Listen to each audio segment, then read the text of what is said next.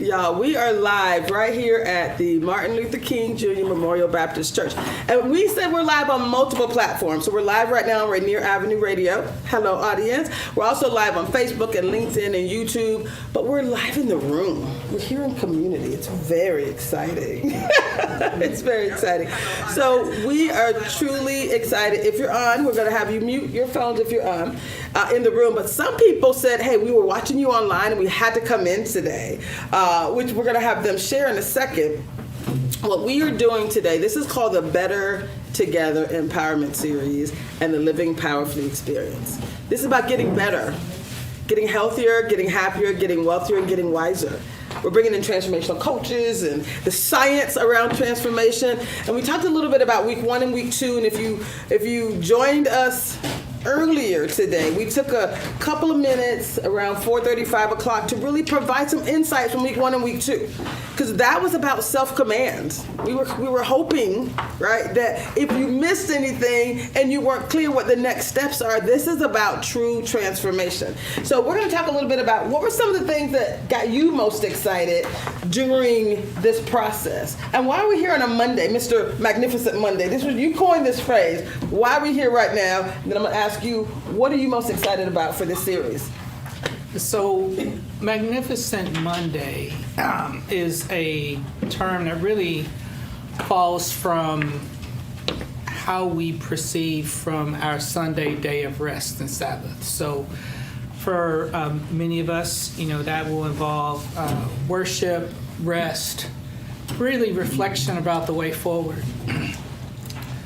And I often found that when I left church, the thing that I would long for, having been deeply soaked in the traditions of church, is, well, what's the practice, what's the workout plan for the week? So as enthusiastic and as fulfilled as you get from your Sunday rejuvenation, what is that plan during the week? And if you head into Monday with a Magnificent Monday thought process, you ought to be about practicing what it is that you're going to put into place to get to your destination, to your journey, to your transformation for the week. So Magnificent Monday really is this idea of bringing in an enthusiasm, a focus, and really putting into practice what it is that you reflected on in your Sunday day of worship, your day of rest, a day of recharge. I love it. Thank you. Did you introduce yourself? Owen Lawson. I am Owen Lawson, and I've been at New Beginnings for 15 years, I believe. 15 years, and servant leader for our Educational Empowerment Ministry. Educational Empowerment. So we leaned in to do this work because we knew it was going to be about transformation, right? It's about empowerment, but it's also about healing. So this beautiful woman, Dr. Linda Smith, is the presiding pastor of the Martin Luther King Jr. Memorial Baptist Church in Renton, which is where we are. But you're also a transformational leader who focused on, you was like, Tracy, I love this. Not only the empowerment, but the healing part. Why was that so important? And tell us a little bit about what you're most excited about in community right now. Okay, yeah, so thank you. So I am a transformational leader, but I'm a transformational spiritual coach, a spiritual guide. One of the things that's important to me is that people live their true lives, their authentic selves, and oftentimes through life, our experiences, they create that false self about who we are. So what I'm excited about is people really being attentive to their own soul, doing their own work, because you have to do the work for yourself. And if we don't take the intentional time to just really dive into our souls and our spirits, we will often find ourselves going through life and not enjoying the best of what life has to offer. So I'm really excited about the intentionality around each individual taking control of their own life and living to, as I say, to thy own self be true. Because not even God will get inside of you unless you open yourselves up to allow that deep work to be done. So that's what excites me about this work. I love it. So if you're in this room or if you're online, if you are here for transformation, right? Transform. I'm here to transform. Say the words out loud. I'm here to do what? Transform. I'm here to get what? Better. We're getting better. That was a trick question. That was good. That was good. That was good. It was a trick question. There's no practice. Did I mention that we're live? Did I mention that we're live? Listen, this is not about pretense. If you know me, I'm just showing up surrendered to this process, surrendered to community, inviting us. We are the change we want to see. Yeah. Each person in this room, like, we are the change we want to see. If you're online, put in the chat. What do you want to do to get better, right? We talked about that during session 1, right? Commit to yourself that you're going to get better, you get healthier, get happier, get wealthier, get wiser, and you're going to do that in a place of community, and do it in true excellence. Yeah, and so when you said that, it just really makes it really important. Yes. When we're healed, we take more healing into the world. If we take our brokenness and our pain into the world, we're really infecting the world with our woundedness. So this is so important because once we start to heal ourselves, then when we enter and engage with other people, our families, our community, we're bringing healing to that space. So that's a really pretty powerful messenger, Yes. I would call for those who choose to take that path. Yes, I love it. I love it. Nathan, we have a couple of things. Nathan is our producer, y'all. So he's the one who, I got people texting me right now. So I'm like, don't text me. Go into the chat, into the live stream. So if you could just put in the live stream. If you're watching us right now, go into the live stream and engage. We got people who are going to engage with you. If you want to be brought onto camera and you have a message to share, put that on as well. We got people who can actually work the process. We got a team of people who can bring you in. So don't text me because I won't be responding live. Doc, go online, and we do have people who are going to work the process for you. So what's really exciting today is we had week 1 and week 2. Week 1 was about this power of self-command. Right? Week 2 was this idea of identifying our saboteurs, identifying ways that we can all get better. Right? Ma'am, can I put you on the spot? Carla. Sure. Yeah. So Carla was one of those people who said, and Nathan, I'm gonna have you grab her if she's okay with that. But you said you were watching us online. I was. And you were excited about what you saw. You feel like there were some things that you're still processing. Why did you decide you wanted to come here to get better? Why did you want to be here in the room with us? Well, the scripture says that there's nothing new under the sun. We're gonna have you look at that camera right there. Nothing new under the sun. Nothing But new. I have these issues and things that I need to deal with, and I always think I'm the only one who's going through something. And I was drawn by the fact that there were other people in the room who are also acknowledging that they have work that they need to do, and you're going to do it together. And so I thought, well, maybe that's been an issue because my problems have been so internal, and I don't share them enough. Maybe that's the problem. Right. So maybe this can help me. So let me say, there ain't no maybes about it, people. When I say this is scientifically proven to work, scientifically proven. That's why I got so excited about it. And then I'm like, let's bring in the spiritual side as well, because healing really does come from within. So as a community, it is positive psychology, right? It's neuroscience of the brain. It's this concept of cognitive behavioral psychology. It's performance science. More research has been done on these topics than anything you can imagine. So when I say guaranteed to work, if you're working. Say it again, sister. You got to work it. That's right. What did she say? You got to work it, yes. What yes. did she? Yes. Kinetic energy. Guaranteed to work if we do what? Work it. Say it a little louder because your body needs to understand that you recognize. It's guaranteed to work if what? If you work it. There you go. So are you here to work it? Yes. Okay. So we're going to talk about what working it means. So this ain't just, high level. We're going a little deeper here. That's why it's a series. And like Debrina said last week, we're saying 6 weeks, but really we could do this for 6 months, right? But in 6 weeks, what you're going to get is you're going to get a new level of awareness, a new level of activation. We're saying you can actually get healthier, happier, wealthier, and wiser. You can do it. Like if you're willing to take off the mask, if you're willing to do the work. So today, last week we talked about, can you put up the slide with the 6 weeks real quick? Last week we talked about the power of self-command. That means the transformation is yours to do. If you're in it, you can win it. It's yours to do. It is ours to do together, right? That's week one, the power of self-command, just believing that you can do it, right? Activating the power of the pause, the things we're going to continue to talk about each week. Week two, we started talking about the saboteurs, those things that might hold us back, right? You talk about we said we want to resurrect those resolutions, those things we've been talking about. When I say I lost 35 pounds, y'all, I've been losing weight now simply because I've decided differently. I'm doing things differently, and I've been talking about losing weight for quite a while. You can talk about it, but now actually be about it, right? Do things differently. Make sure that your choices are aligned with the outcomes that you want. That is beautiful. Take the mask off and to thine own self be true. So that's kind of part of what saboteur assessment is. So this is week 3. So we're going to go a little deeper on not only identifying the saboteurs, but we're going to talk about what the difference between transformation and motivation, because we ain't trying to motivate you. We're trying to get you to a point where you want to truly transform.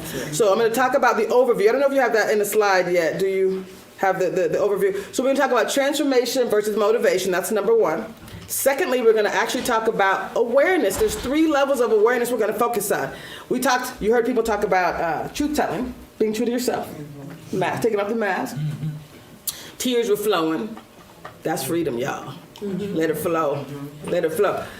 True to yourself, that's level 1. Being true to how you show up to others. That's level 2 of awareness. And level 3 is once you have the awareness, what are you going to do about it? Are you going to intercept those saboteurs? That's what we're going to talk about today. We're going to go a little deeper. And each of you did your saboteur assessment, yes? Yes. Okay, great. There's a poster somewhere, or you guys got the link. If you haven't done it, it takes less than 5 minutes. So we're going to have people talk about what have they discovered about themselves. Because again, you're less than halfway through the process. So in talking about what you've seen and what you might do differently, if you're willing to show up, we've got a few empty chairs, so we're going to bring you in, or you can stay where you are and he's going to capture you on the camera, or you can say I want to speak and I don't want to be seen, and you can just do like that and he'll know. We'll let you speak and we won't worry about bringing you on camera. Does that work? Awesome. Okay, so again, week 1, self-command. Week 2, this idea of saboteurs. Right now, what we're going to focus on is this idea of awareness, self-awareness, how you show up with others. And then once you have the knowledge about your saboteurs, what are you going to do about it? How are you going to intercept those saboteurs? That's pre-transformation, y'all. Did I mention that? Pre-transformation.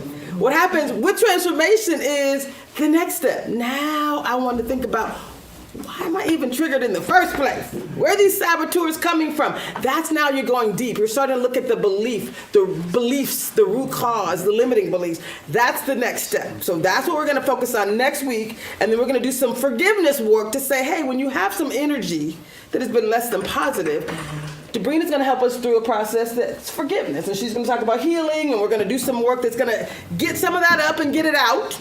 Transform, right? And then week 6 is going to be more about some of those superpowers. So we're going to continue. You got to do the work. Y'all, this is the process. Are you with me? Are you ready for the process? Ready to transform? Love it. So we're going to show a quick video, I think, of Miss Debrina Jackson Gandy. And we're going to actually talk about the difference between transformation and motivation. And I'm going to ask you guys the question as well, and anyone else who wants to comment. So most of us are familiar with motivational speakers going to the large hotel ballroom gatherings, having a speaker on the stage that gets us emotionally excited. And from that emotional excitement, there are some things that energy can cause to change of behavior or thinking. So motivation has been a really important force in many of our lives. But we're now talking about the next level.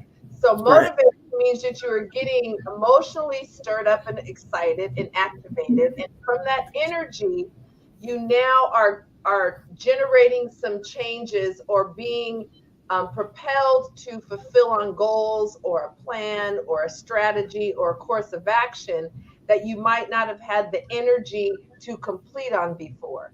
But what can tend to happen with motivational speakers, or motivation, is when we are away from the motivational source, our energy also starts to diminish and return back to where it was, 3 to 6 weeks or less as we separate up the motivational source.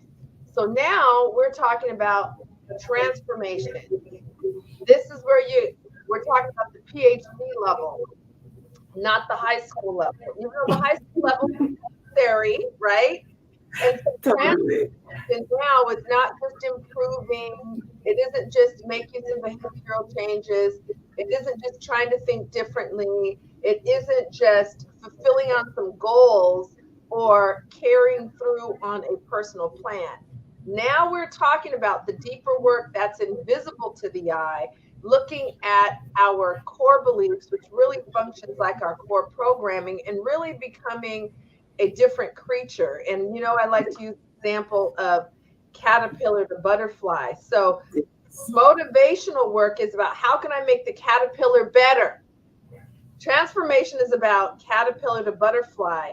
A new creature has been born with new DNA, new ways of thinking, moving, showing up, different body even.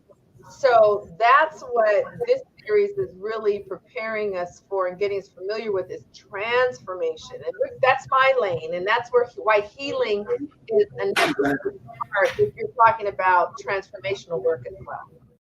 I love it. I love it, y'all. So again, this series is not about just motivation. This is about true transformation. So that's why there's a process. We said we're bringing in the science around it. We're also bringing in the spiritual side, which I'm super excited about. So this week we said we're talking about transformation. We're talking about awareness, the 3 levels of awareness. So before we get into awareness, talk a little bit for me about the difference between transformation and motivation and why this healing aspect was so important. And we're going to get ready for the healing video in a second. We're gonna reground the space with some calm, the power of the pause here. But talk about transformation and. Well, when as I was hearing Doreen talk, I thought about the needs of the personality versus the needs of the soul. So motivation does inspire the personality, but the question always, does it get to the soul? And so you have to really have a balance of being able to touch the soul as well as the personality. And when we're living our authentic self, the two marries, the personality, the soul and the personality. Sometimes motivational, just like she say, it'll give you inspiration for a moment, and then in terms of diving deep into the deeper healing, it doesn't take place.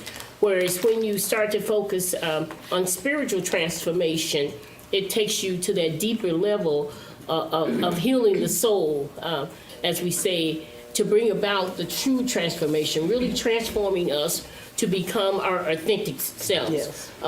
The things over life that have scarred the masses that we were, as we talked about last week, that false self. I love what Carla said about coming today because she realizes that, hey, I'm not the only one that have problems. And then as we sit around in this room, we support each other, and we see each other as equal, valuable, awesome human beings, and that whatever's going on inside of us, we too can be transformed with the support of one another and the work that we're called to do. I love it. Equal, valuable. I love it. That's why we're in this circle space. So this is a healing circle. This is about us showing up for each other to truly transform. Now, as y'all know, my energy level sometimes is a little elevated. That's why my pastor's choosing to put a body between us. He don't understand that I can get up and move anyway. Is that the distance? Is that the distance part of it? So I'm the hostage in this situation. So there's a buffer between, but I can reach him. He doesn't understand that I'm in a rolling chair. But what are the things that I love about this beautiful woman? Again, we're transforming together, right? So you created a space last week. There were 6 delicious songs, but it was a song bath, so sounds. So we didn't do that to start, but we're gonna do that now. And we have a little video we're gonna share. You guys didn't see, but there's rocks on the table that she had surrounding a candle, the whole deal. So we're gonna share a quick little video that's really gonna be part of this process for us.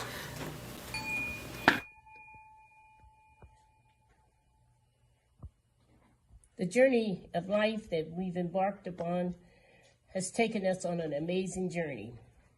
As we can see, these rocks represent each of us. Some unnamed and others have been named. But over the past couple of weeks, it has emerged into a beauty. It has emerged into belief, passion, courage, peace, and assurance, the path of what true transformation is all about.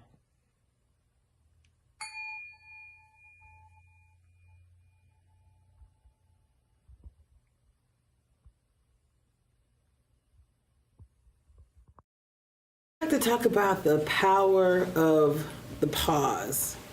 So if we said there's the power of self-command, this is about mental fitness, right? Mental fitness is the power of self-command, you seeing yourself clearly. The power of the pause is so important. So since pausing is not one of my strengths, we're going to ask my sister over here to guide us on a little journey. Am I making this sound? She's teaching me how to pause, and I can't hit it before the. So just to be clear, you hit you tap this thing, and then you want it to completely. So we're going to ask you all to sit back. We're going to kind of guide you through a little meditative moment here to sit back, right, to pause. Is that the plan? That's the plan. Okay, I'm gonna let her work Just it. talk a little bit about pause, Okay. the importance of pause. Okay, I'll let you talk about the power of the pause. I just want to let Dr. Braxton know that we did get you to pause for a minute today. we had to hem her in. But pause is a spiritual discipline that's really important. In biblical text, in the psalmist, God said, "Be still. Be still and know thyself." Be still. Pausing is different from stopping. Pausing is about intentional listening to your spirit, listening to your soul. Because sometimes when we're still, we got 50 different things going through our minds. And we're still not listening to our souls. So really wrapping our minds around what it means to just pause for a moment throughout the day. Let go of all of the rambling thoughts in your mind. Take a deep breath and feel the breath of life breathing through you anew. And letting go of those things that's in your mind that you most likely can't do anything about anyway. But they're there to trouble your mind. So we're gonna just take a pause.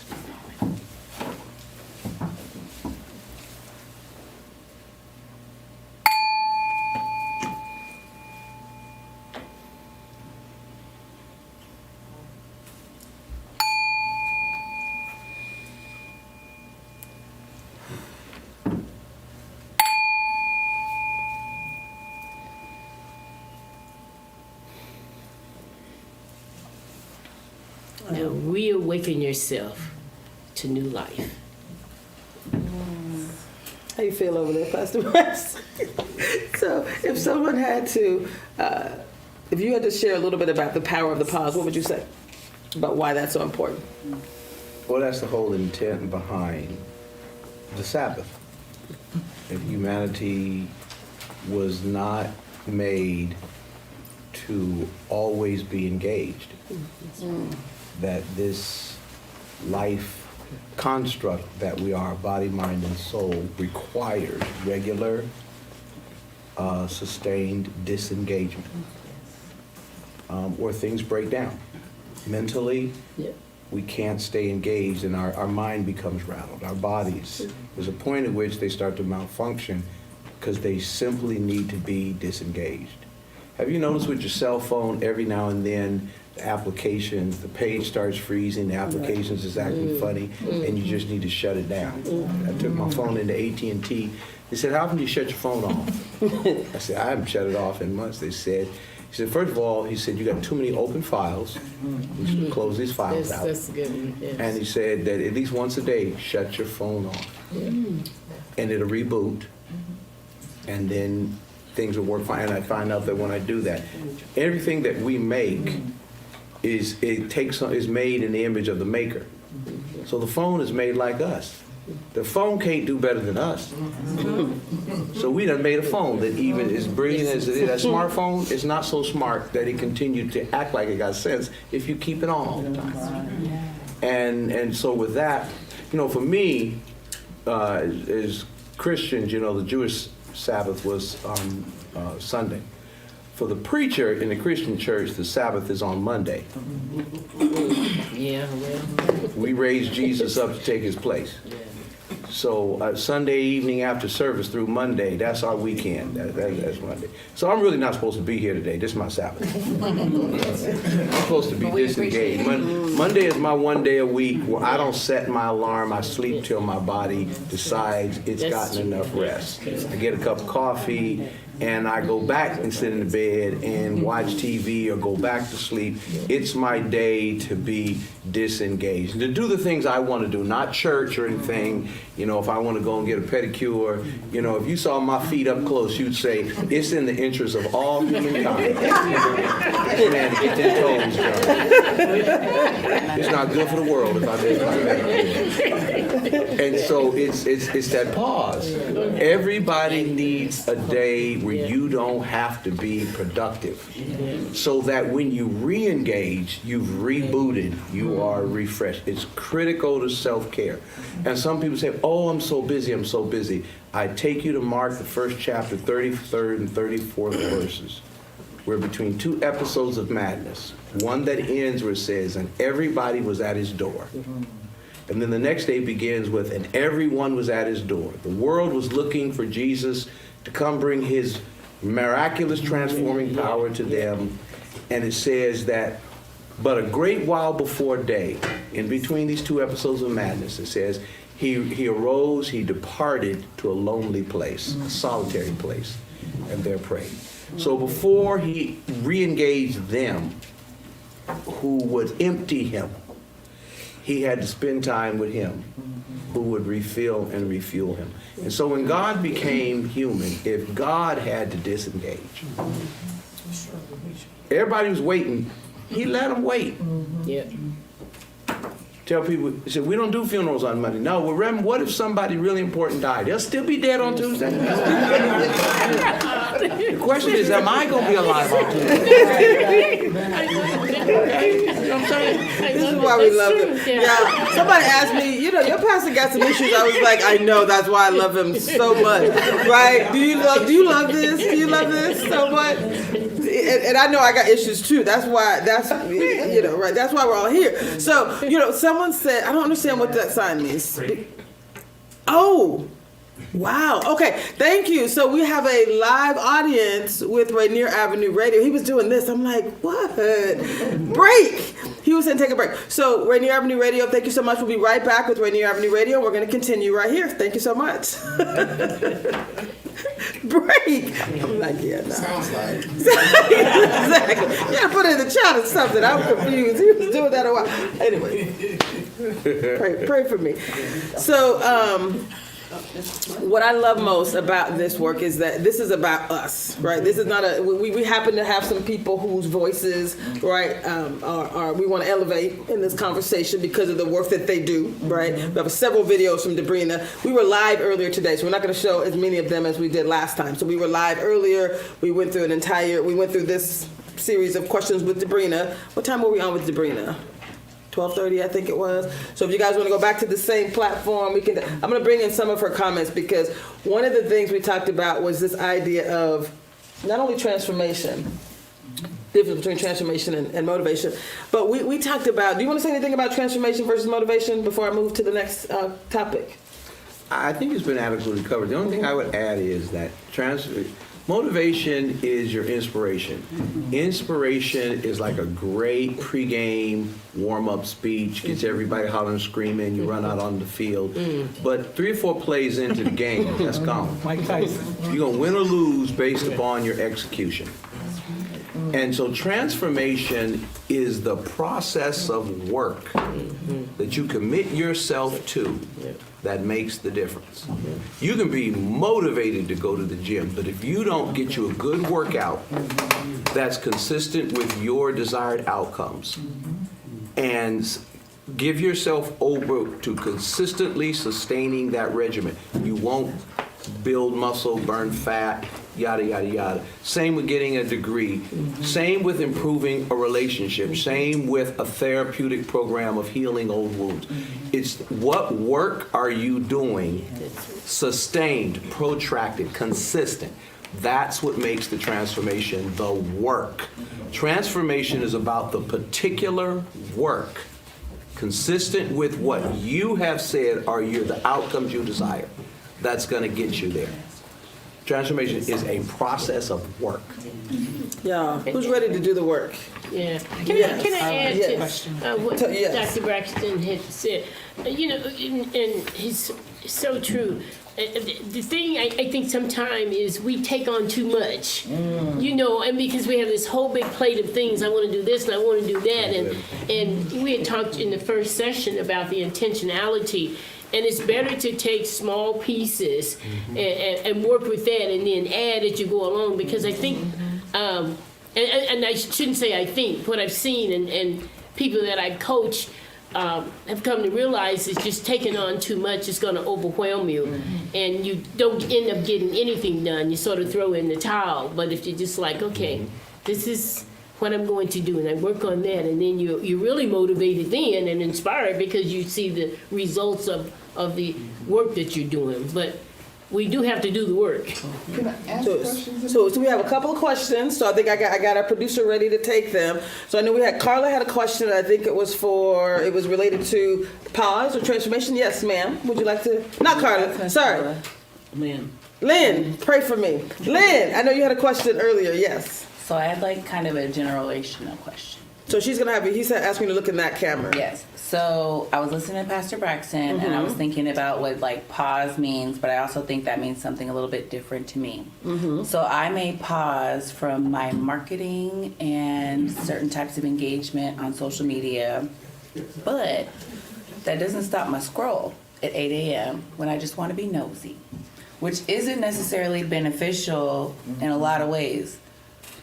And if that's not really a clear question, please help redirect me. But that consumption that needs to be like a part in that belonging, like that is community. But at the same time, it's not really the engagement or that piece. But it's still a part of my routine. You use the word. No, it doesn't relax me. You use But the word peace, P-I-E-C, but the word here is peace, P-E-A-C. Say it again. And one of the most demonic things that happened in our culture is this. They can track now the explosion in adolescent mental health crisis to when we put iPhones in the hands of the kids. Teen suicide, teen depression, their sense of image because of algorithms, parental controls. And one of the most sinister but effective things they ever did to make all of us addicts is that we now set our alarms to our phone. We don't have independent alarm clock. So our day ends, the last thing we do before we go to sleep is we touch this. And the first thing we do to start our new day is we grab this to turn off the alarm, and then we start scrolling. And it's a form of idolatry. Bootman says, your God is whatever is your ultimate concern. This, we no longer slide to the edge of our beds and have prayer at night or in the morning. The last thing we do and the first thing we do, even for God's people, is we grab this cell phone, and then it preoccupies us. We may or may not pray, but we gonna get up, grab our phone, and start scrolling. This has made us modern day apostates. That's when people of God are demonstratively, behaviorally indistinct from the people who don't even know God's name in the way we behave. This has become a form of idolatry that, starting with self, we need an independent alarm clock so that at least we can end our day without grabbing our phone and start our day without grabbing our phone. Because that pulls us in and then it gets us. And so we're on a day off, but we're engaged here, which means we don't have any peace because our mind is still pulled into a world of madness and chatter that we need to be disengaged from. It's not just stop working. Stop thinking about that stuff. And I love that. What I love about this process is when we talk about positive intelligence and we talk about this concept of the power of the pause, you can take a pause at any point in time throughout your day. And it's important to start with those pauses, to start with the breaks. You don't have to have the beautiful sound bath in order, right? You decide, right? In this moment, I'm going to start my day. And it's scientifically proven when you start your day with the pause, with the meditation, with the breathing, and we're going to have some more exercises on the breathing as well. But it's scientifically proven when you start with the pause, you start with that breathing, you're creating new neural pathways, right? You're creating an optimization to the work that you say you want to do, right? It's automatic. So, two things I wanted to share as we move forward. Did you have anything you want to share? Was there another question? Yes, Carla. I have a question. Supposed to look over there. So it's the transformational piece is the work, right? Yes. And it's that piece right there that causes me to think of doing something to me and not for me. Because that's the work, that's the hard work right there. And as you're talking, I'm recognizing and thinking that those are the times when I would really want to give up because I'm having to do these things that really are going to benefit me. But they feel like I'm doing something to me, particularly working out. There's pain in that. Is it? It hurts when I go to the gym. No gain without pain. You know, but that's what I have to do in order to move forward. So I have to be, when you talk about intentional, I have to be intentional because I can be and I'm going to tell you, I'm a bucket of tears right now. I'm in that space, so I might Let it flow, sister. We got you. Let it go if it comes. We got you, honey.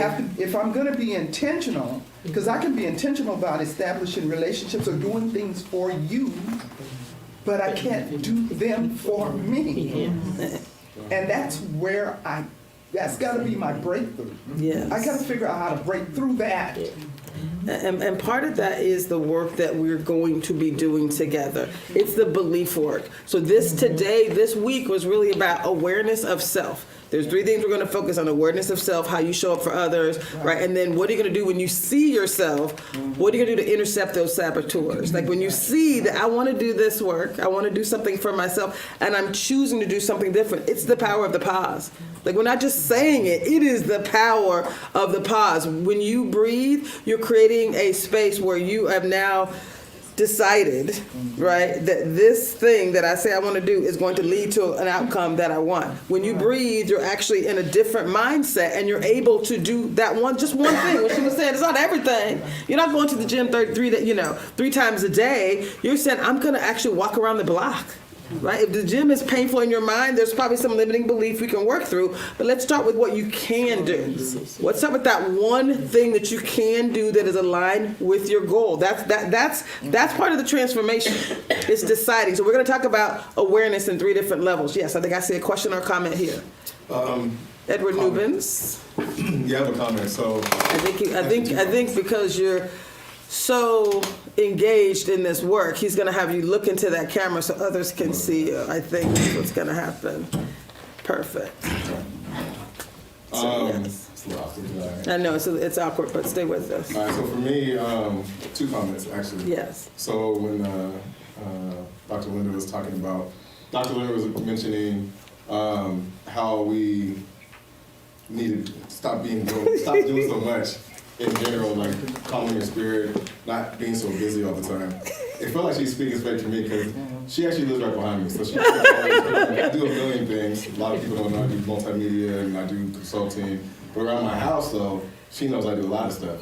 I live in an HOA community, so I'm always working on projects. Like my mind is always like DIY type of stuff.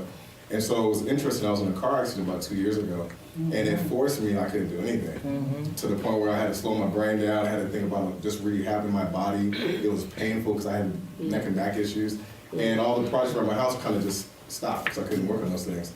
But because I had so much stuff moving on, it's becoming, now that I'm healing, it's like overwhelming. Like, I got so much stuff to do now because it was just piling up.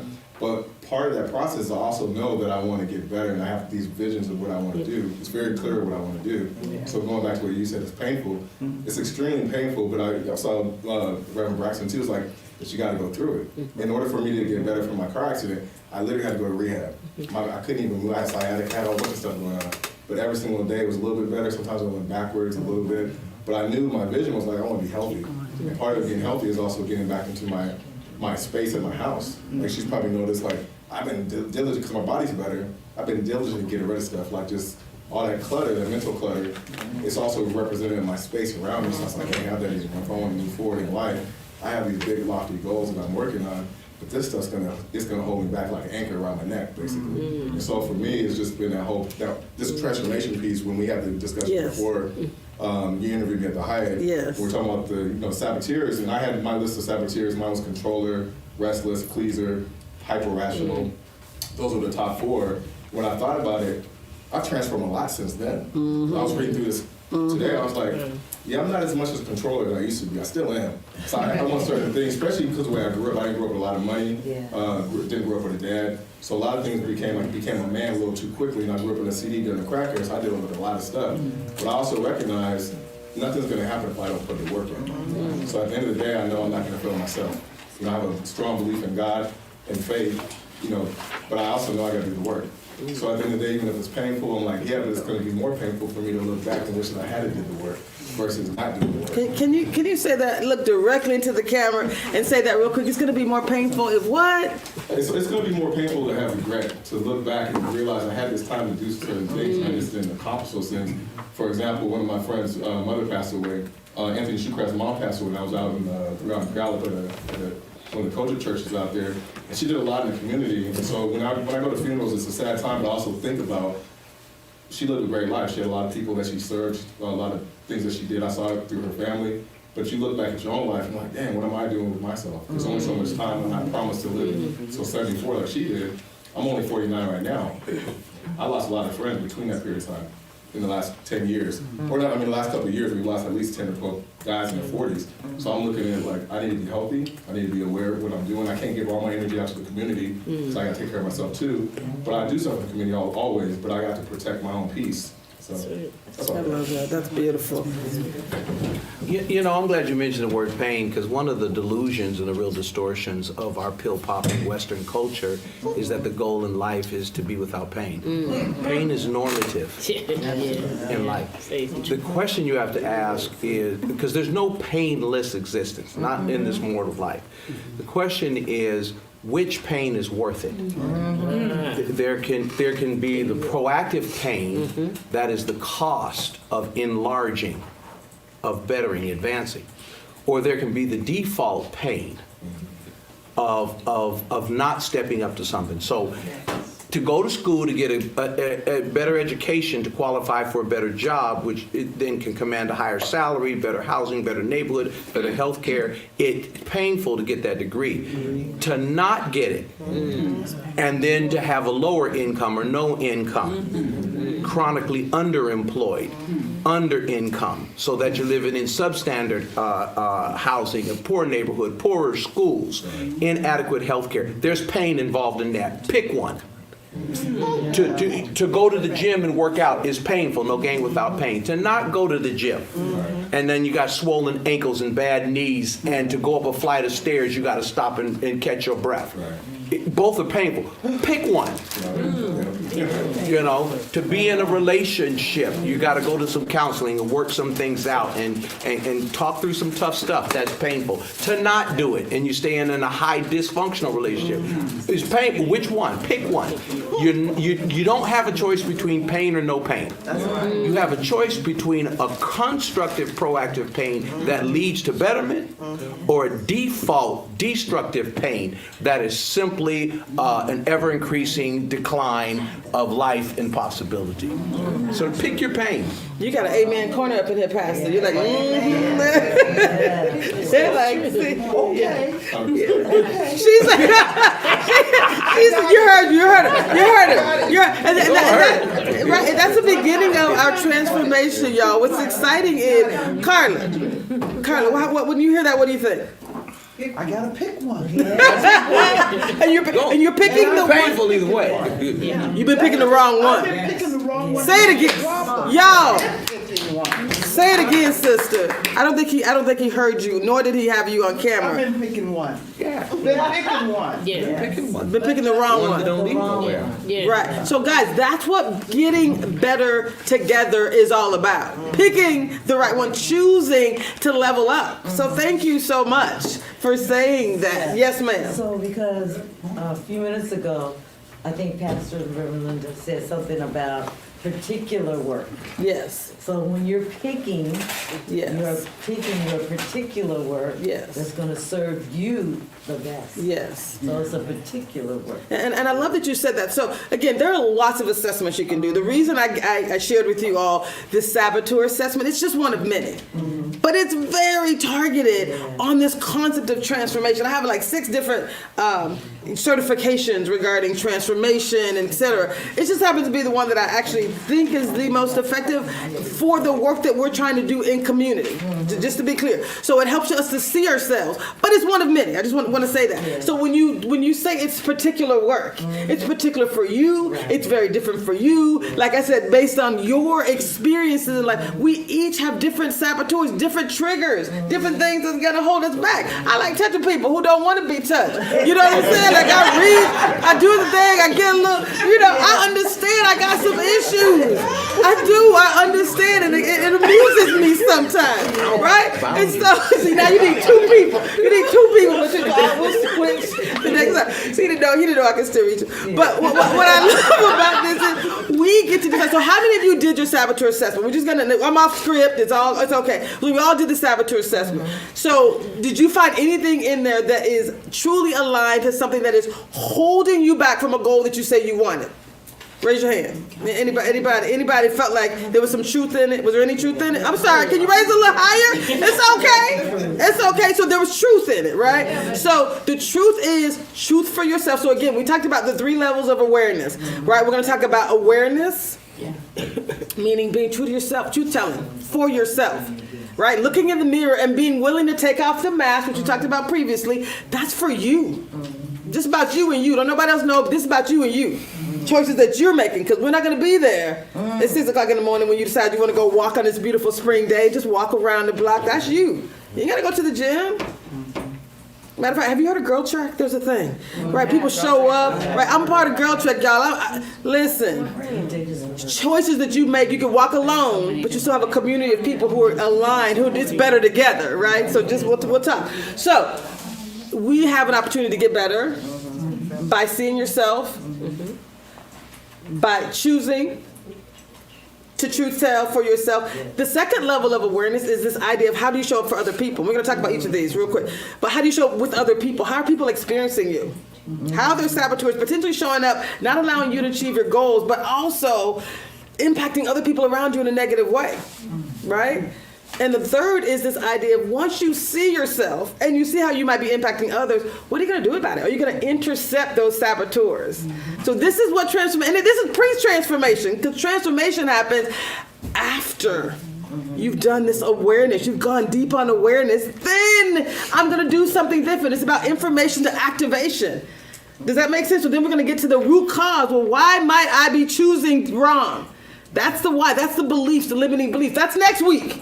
But we got to stay focused on this week being true to ourselves.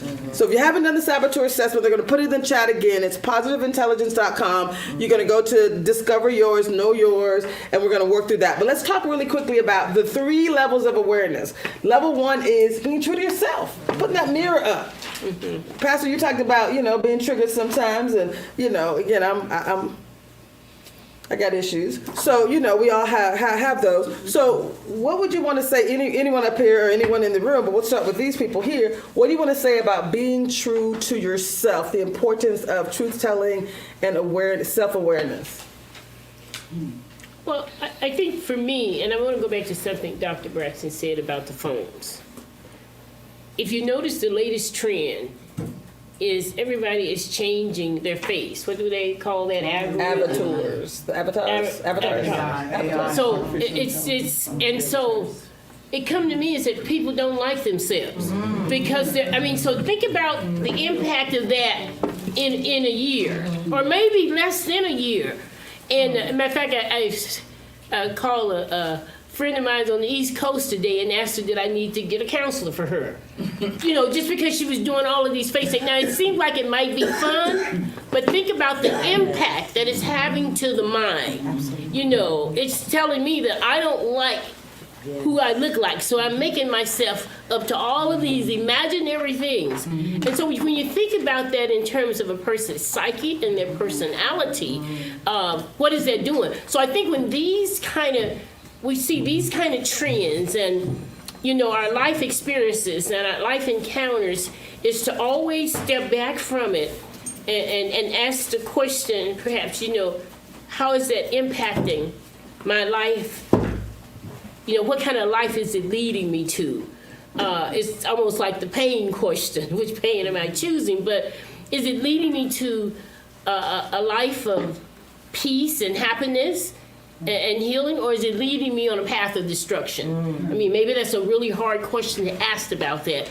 But I think we really have to be mindful, asking ourselves the question, because there's information and there's formation. If we read for information. Formation says, I ask myself the deeper questions about how that information that I'm receiving, how does it impact me?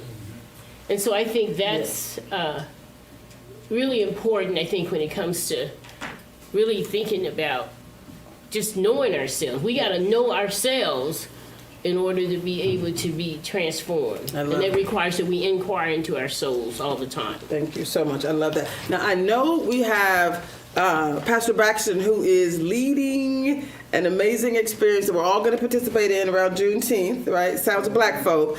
And you have a hard stop. Is that correct, sir? Yes, at 7. It's 7 o'clock, so we got 6 minutes.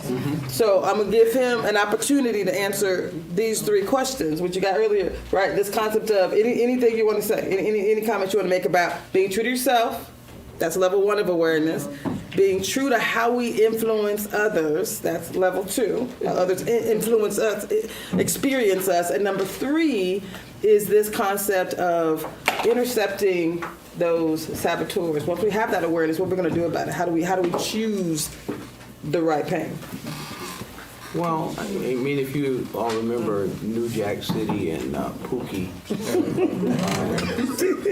Pookie he went to rehab and got sober. And then they needed somebody to wear a wire back into the crack house so he could get some evidence to lock these guys up. And they didn't think Pookie was ready to go back in that environment, and because he was a true crackhead, and Pookie wasn't honest with himself about what his triggers were. He meant well. Sometimes we're sincere and we're sincerely wrong. And because he wasn't honest with himself, he went back into an environment he wasn't ready for, and he started using the stuff and he got himself killed. And so we have to understand that our commitment to living beyond our weaknesses and our liabilities is recognizing that they are our weaknesses and liabilities. AA works because everyone has to stand and say, my name is yada, yada, yada, and I am an alcoholic. It doesn't mean I'm drinking right now. I'm sober right now. However, I'm sober because I realize I can never have a drink.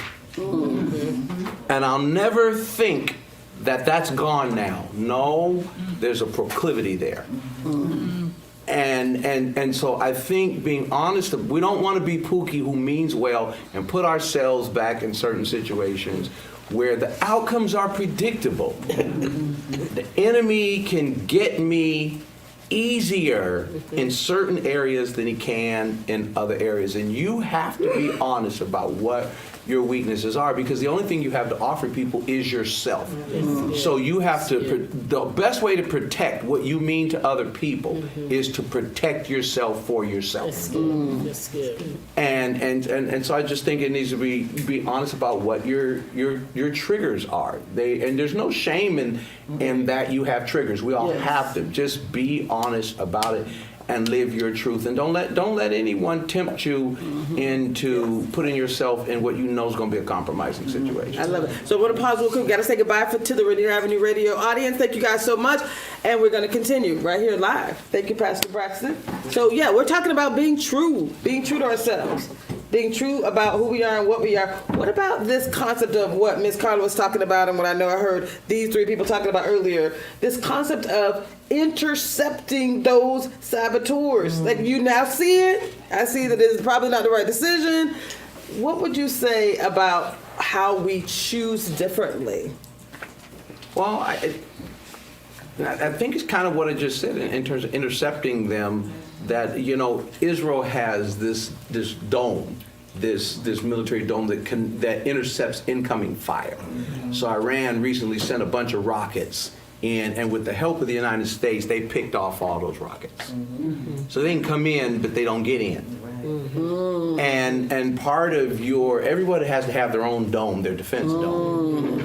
Because fire will come, but you have to have a system by which you intercept it.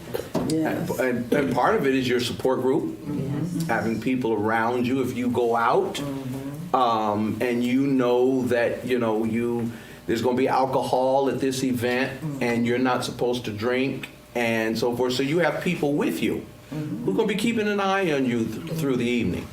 Make sure there's ginger ale in your glass and not something else. And people who will help you stay on the narrow path. If you have problems with your temper, and so there's people who will help you, not being in provocative situations, so that if somebody comes up to you and says something about your hair, your nails, or your eyelashes, you don't end up talking about the bleach blonde with the bad body. We could have made it Bill. Not in the saboteur, right? You understand? She started it, and you ended it.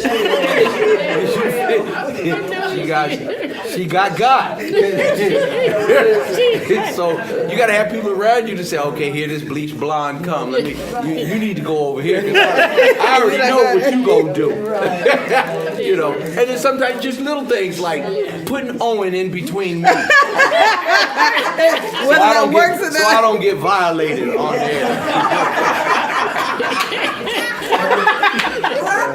There's always the other side of those people that are around you that want to keep you there. All right? Yeah. So you one thing to take your people with you, but you have to recognize who those people are. Who do you need to purge? Yep. Exactly. Anybody who makes a change in your life, there's some people you need to purge. There's friends who always want to go out and eat. You can't go with them no more. Because they just adding pounds. You're not going to sit there and have a salad while they getting the baby back ribs. You're not going to do that. Not going to do that. Last thing, that's all. The other thing I want to tap real quick was, as I look around this room, a bunch of adults. All right, but when we were talking about avatars and the rest of that kind of thing, when we were kids, it was sticks and stones, they break your bones, But now your avatar has become the essence of your personality, and that means you commit suicide because you got shame on a piece of computer. I mean, you are so wrapped up into it, or going to third place books in Lake Forest Park, walking down to the bathroom and seeing 5 kids on one wall and 4 kids on the other wall texting each other. That's their joy. So when you're talking about the phone, this is a trap. Yes. I love it. I love it. Pastor Braxton, is there anything else you want to share before you have to go related to this concept? Again, it's a journey. I like what you said, transformation is a journey. Step one is seeing yourself, seeing how you might influence others, deciding that you're going to intercept those saboteurs, and then we got those limiting beliefs. We got things that go deeper. Why? The whys are what we're going to talk about next week. Forgiveness is what we're going to talk about in coming sessions. So anything you want to share about like why people should stick with us and do the work? And do the work. No, I would just say that, I noticed, some of you all may notice, that Owen is hiding right here in public. And he's sitting here, but he ain't saying nothing.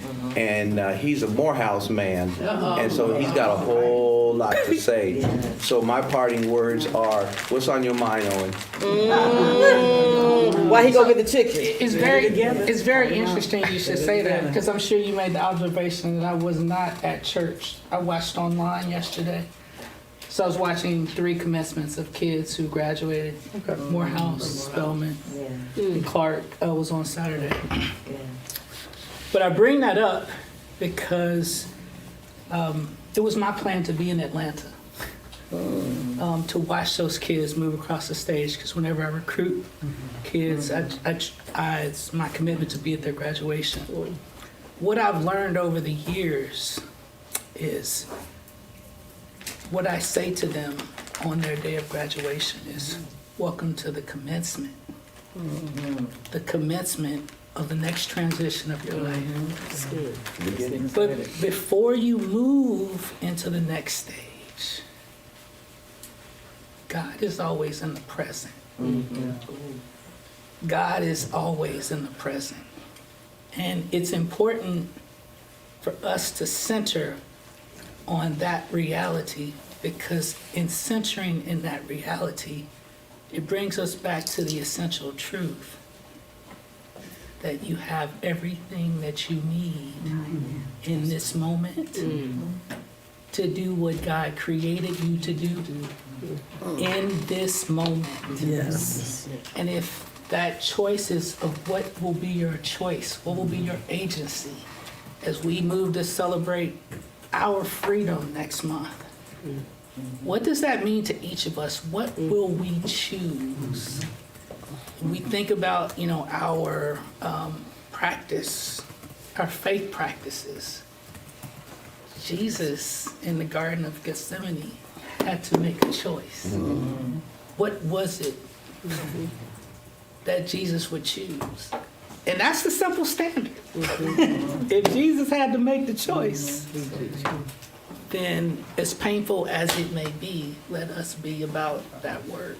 So I think that's the real value that pulls me deeper into this session, is this commencement always to transform and to be encouraged that as we seek transformation, it's within us. Everything that we need lives within us.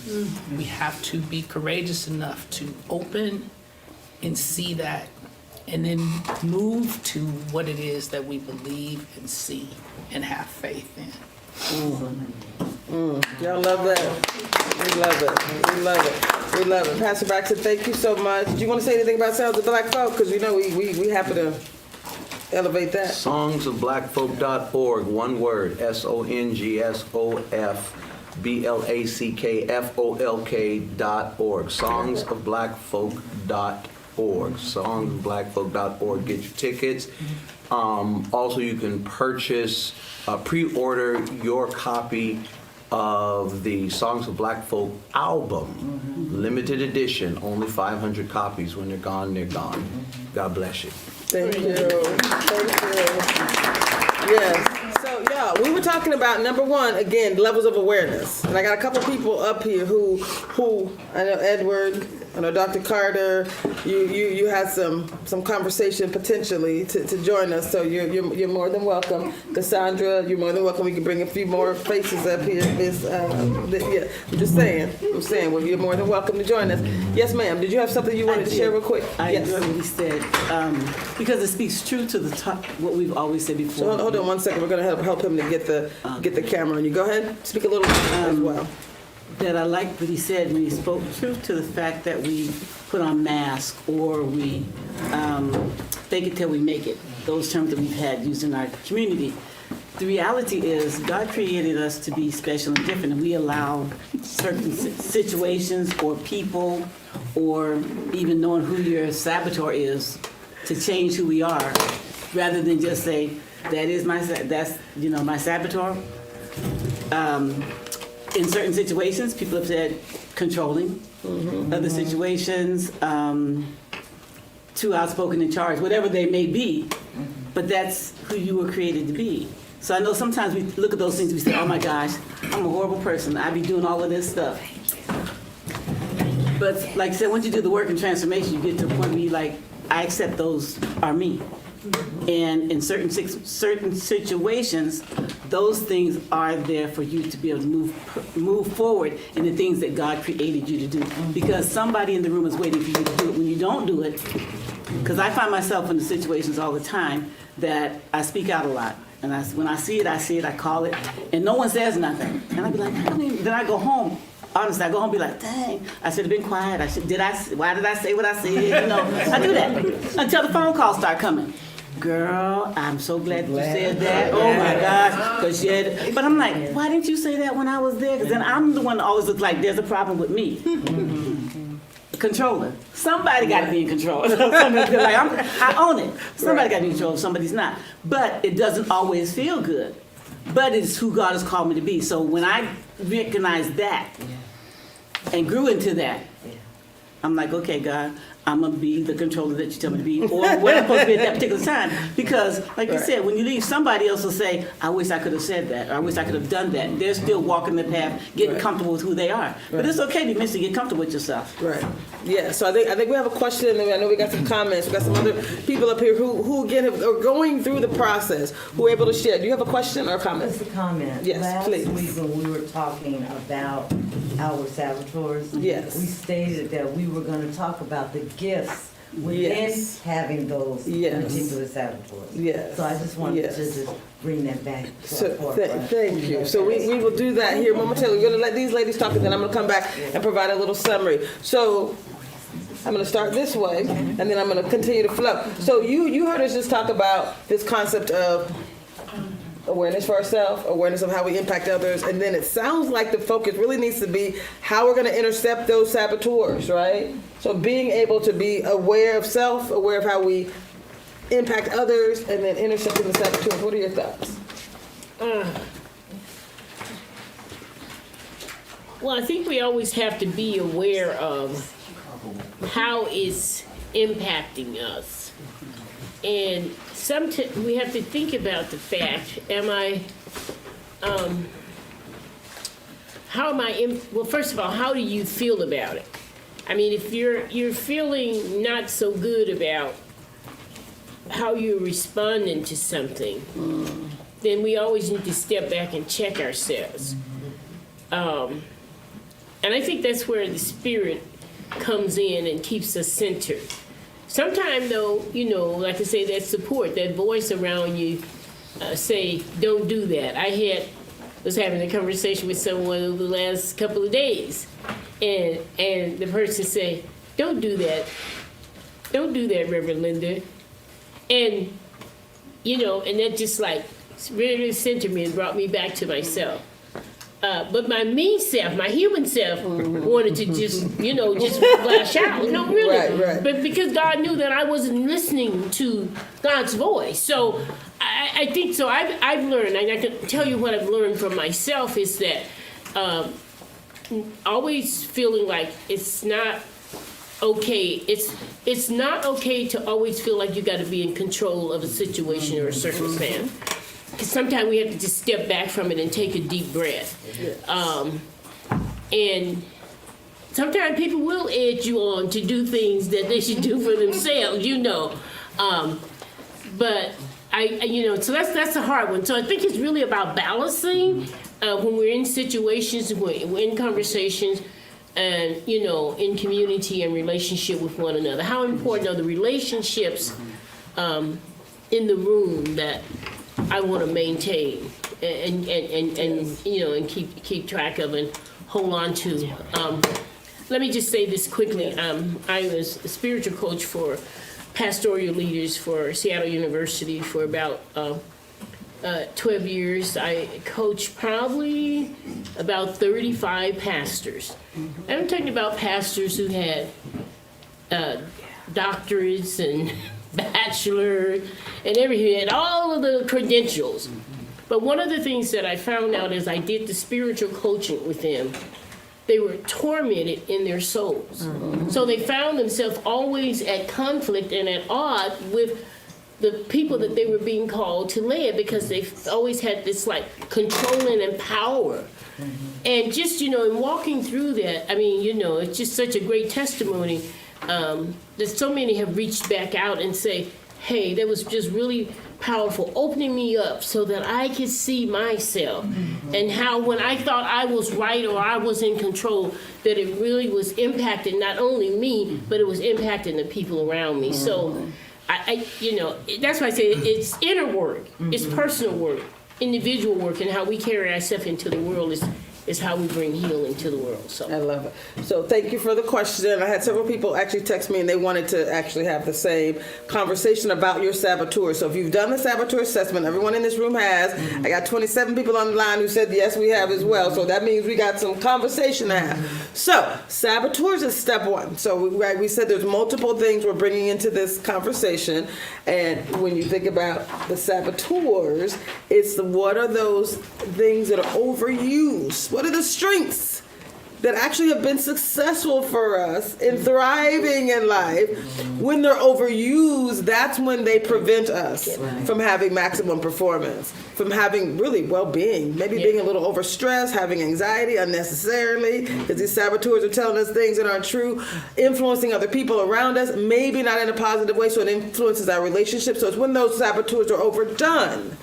Right, so when we start with the saboteur assessment, it's not saying you got problems. It's not saying you're not healthy, you're not happy. It's saying I want to up level. I want to minimize those things that are not allowing me to be at my best, that are not allowing me to be my happiest, my healthiest, all those things, right? So we're going to talk about the saboteurs. So I'm going to read through them and I'm going to identify both the sage. Remember I said there's two sides of your brains. There's the saboteur side where we're allowing those voices to lead us into a path that is not true for us, and then there's the positive side where you're saying, you know what, these are my strengths, this is where I show up. So we call it the sage strengths of the saboteurs, and then when the saboteurs are kind of abusing us, right? So that's what I want you to think about it. So does anyone have the avoider as one of their saboteurs? Remember the top 4 or 5? Yeah. So the avoider, the strength of the avoider is that you're pretty easygoing, right? You're even keeled, you're pretty flexible, you're pretty adaptable. That's one of the good sides. One of the things that we would say is a sage strength. When it's overused, when the avoider overuses avoiding, then they avoid difficult and unpleasant tasks and conflicts. They might even procrastinate on things that they know are good for them, but they just don't want to do it. I'm avoiding it, right? Taxes, bills, working out, whatever it might be. Nobody got time for that. You know what? I'm gonna go do something else, right? Yeah. So being able to see, there's a good side, easy going. I'm gonna do these in alphabetical order, right? So avoider, not in any order other than alphabetical. C is controller. That was actually my, raise your hand if controller was with your top 5, exactly. A lot of us who are like leaders. Yes. I recognize one of the people. You recognize. And these are surprises. Like he said, these are not surprises to most of us. The controller is confident. Yes. Right? Controllers are action-oriented. They're decisive. They're willful. They're persistent. They're going to get it done. Right? So when I was talking to you, you were like, look, yes, all of them are my saboteurs. And what you got to say about it? That's what she said. Yeah, that's me. And I ain't got no problem with none of it. I was like, we got some work to do with you. I was like, we got some work to do. But yes, right? Those are good things. These are the strengths of the saboteurs. When it's overdone, right? When you're too controlling, You need to confront people. You need to dominate people. You minimize others. That can't be good for your relationships, right? Right. You can be confrontational and not open to actually even hearing from other people because I done decided this is the best way. Yes. So what's your problem? What your problem is, right? Right. So we get to decide as a controller. Right. You get to decide, like, and the beauty of the reason I love these, you saw how each of these, they have names that are, right, easy to understand. But you guys, have you seen the images for each one? They're like hilarious. They're meant to make you laugh. They're meant to make you see them and laugh at yourself. Avoider literally has a bag over his head. Yes. That's the picture of an avoider. Now, none of us are walking around with a bag over our head. Sometimes it may feel that way, right? So think about that. The controller, it's a puppet master. It's meant to be funny. Who are you trying to work? Work yourself, right? Number 3, the hyperachiever is, again, the image of the hyperachiever, that little lady. She has an armful of awards and she's reaching for yet another one. Got to do some more. Got some more to do. Do you really need to do that? So hyperachiever is driven. They're pragmatic. They're goal-oriented. They're self-directed. You don't need to tell a hyperachiever, right? We got 6 sessions. We ain't got one because I knew we couldn't get it done in one, right? There's a scientific process that says there's really 6 steps. We could do more. I decided, he was like, can you do 5? I really can't. I can't. I could do 8. Probably do 12, but I definitely can't do 5. No. Because I want to make sure people actually have the opportunity to truly transform. So I got issues. I apologize. So hyperachiever, driven, pragmatic, goal-oriented, self-directed. So I didn't fight. I got drugs. So when that hyperachiever is being is abused, when you're overusing that hyperachiever strength, that's when you have a little bit of a narrow focus on achievement to the detriment of your relationships, of your balance, and sometimes of your perspective. I just got to do the next thing. Do you really need to do the next thing? Really? I had some flyers. I invited some people to do some things. I don't need to do all of that. That's extra stress. It's unnecessary. So when I say I'm an evolving creature, it's not necessary. I have some ideas about what excellence would look like, but this is intentional and it's organic. This is God's work. I just show up and let him do the rest that I didn't get to. Right? So hyperachiever. So the next one is hyper-rational. Who has hyper-rational in their top saboteurs? Yep. Hyper-rational. Yes. Hyper-rational, again, the strength. He's like, right. The hyper-rational, the strength of the hyper-rational is that they're capable of deep insights and understanding through objective analysis. So they're rational.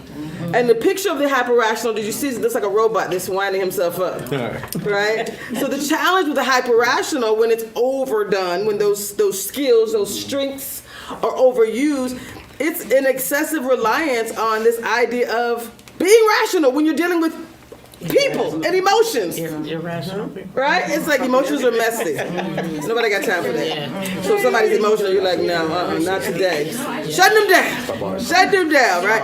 And or you may hurt relationships by simply not being empathetic or really considering someone else's emotions, the impact on others, right? That's the hyper-rational. Again, not a bad thing to have those strengths. It's when they're overdone. So when we talk about seeing yourself, if you see yourself in some of the things you read, those are the things you focus on. If you don't see yourself in some of the things you read, then you don't focus on those things. So don't be like, nah, that only 75% of that was for me. Focus on the 75, right? Focus on 50% of it. If you like, you don't all have to be you. But if anything that you read through your assessment felt like, yeah, that's me, yes. Right? Right? Okay, great. Next is the hypervigilance. Who's hypervigilant? Many of us have that in us. Hypervigilant is being vigilant. Basically, there's nothing wrong. That's a strength. Yeah. I know you said hypervigilant was one of yours, right? Yeah, but it's not at the top. It's not at the top. Hypervigilant. So sensitive and unaware of true risks and dangers to yourself, to your others, and to institutions. I think that should be higher for me, but it's not. So that's a strength. This is good. To be vigilant says I'm looking out, I'm checking things out. You said you show up and you're kind of assessing the room. This is very low for me. I just assume God got me. That's what I was going to say. Faith. Right. I'll be all right. Right. It's just like it's pretty low for me. But we need it all. They're not good or bad. If you got it, you got it. God bless you. Right. And then this is how you can show up again as a strength and what you can do to minimize. So if you're hyper vigilant, you might be a little too anxious and always expecting the worst. I'm a little too always expecting the best. I always assume the best, to my detriment. Just the pleaser. We'll get to that in a minute. Hypervigilant, worried about too many things rather than focus on the few that truly matter. There's too many things we could be worried about. What's really important? So if you look at the hypervigilant, it's the person who has, biting their nails. Really, it's okay. It's gonna be fine. Right? The next one in alphabetical order is the pleaser. Who has pleaser in their top? Right, the pleaser's empathetic. They're loving. They're kind. They're giving. That's one of the strengths of your pleaser. Now, if you overplease, who can overplease? If you're abusing that strength, right? You're constantly helping, pleasing, and rescuing others, hoping that's gonna love you, like you, or something. There's something in there, right? I'm just saying. She didn't know I was gonna slip that in there. You're over loving, and there's a reward for you, right? You're over helping, you're overdoing, thinking that's necessary. Is it really? You also might lose sight of your own needs and then become resentful as a result.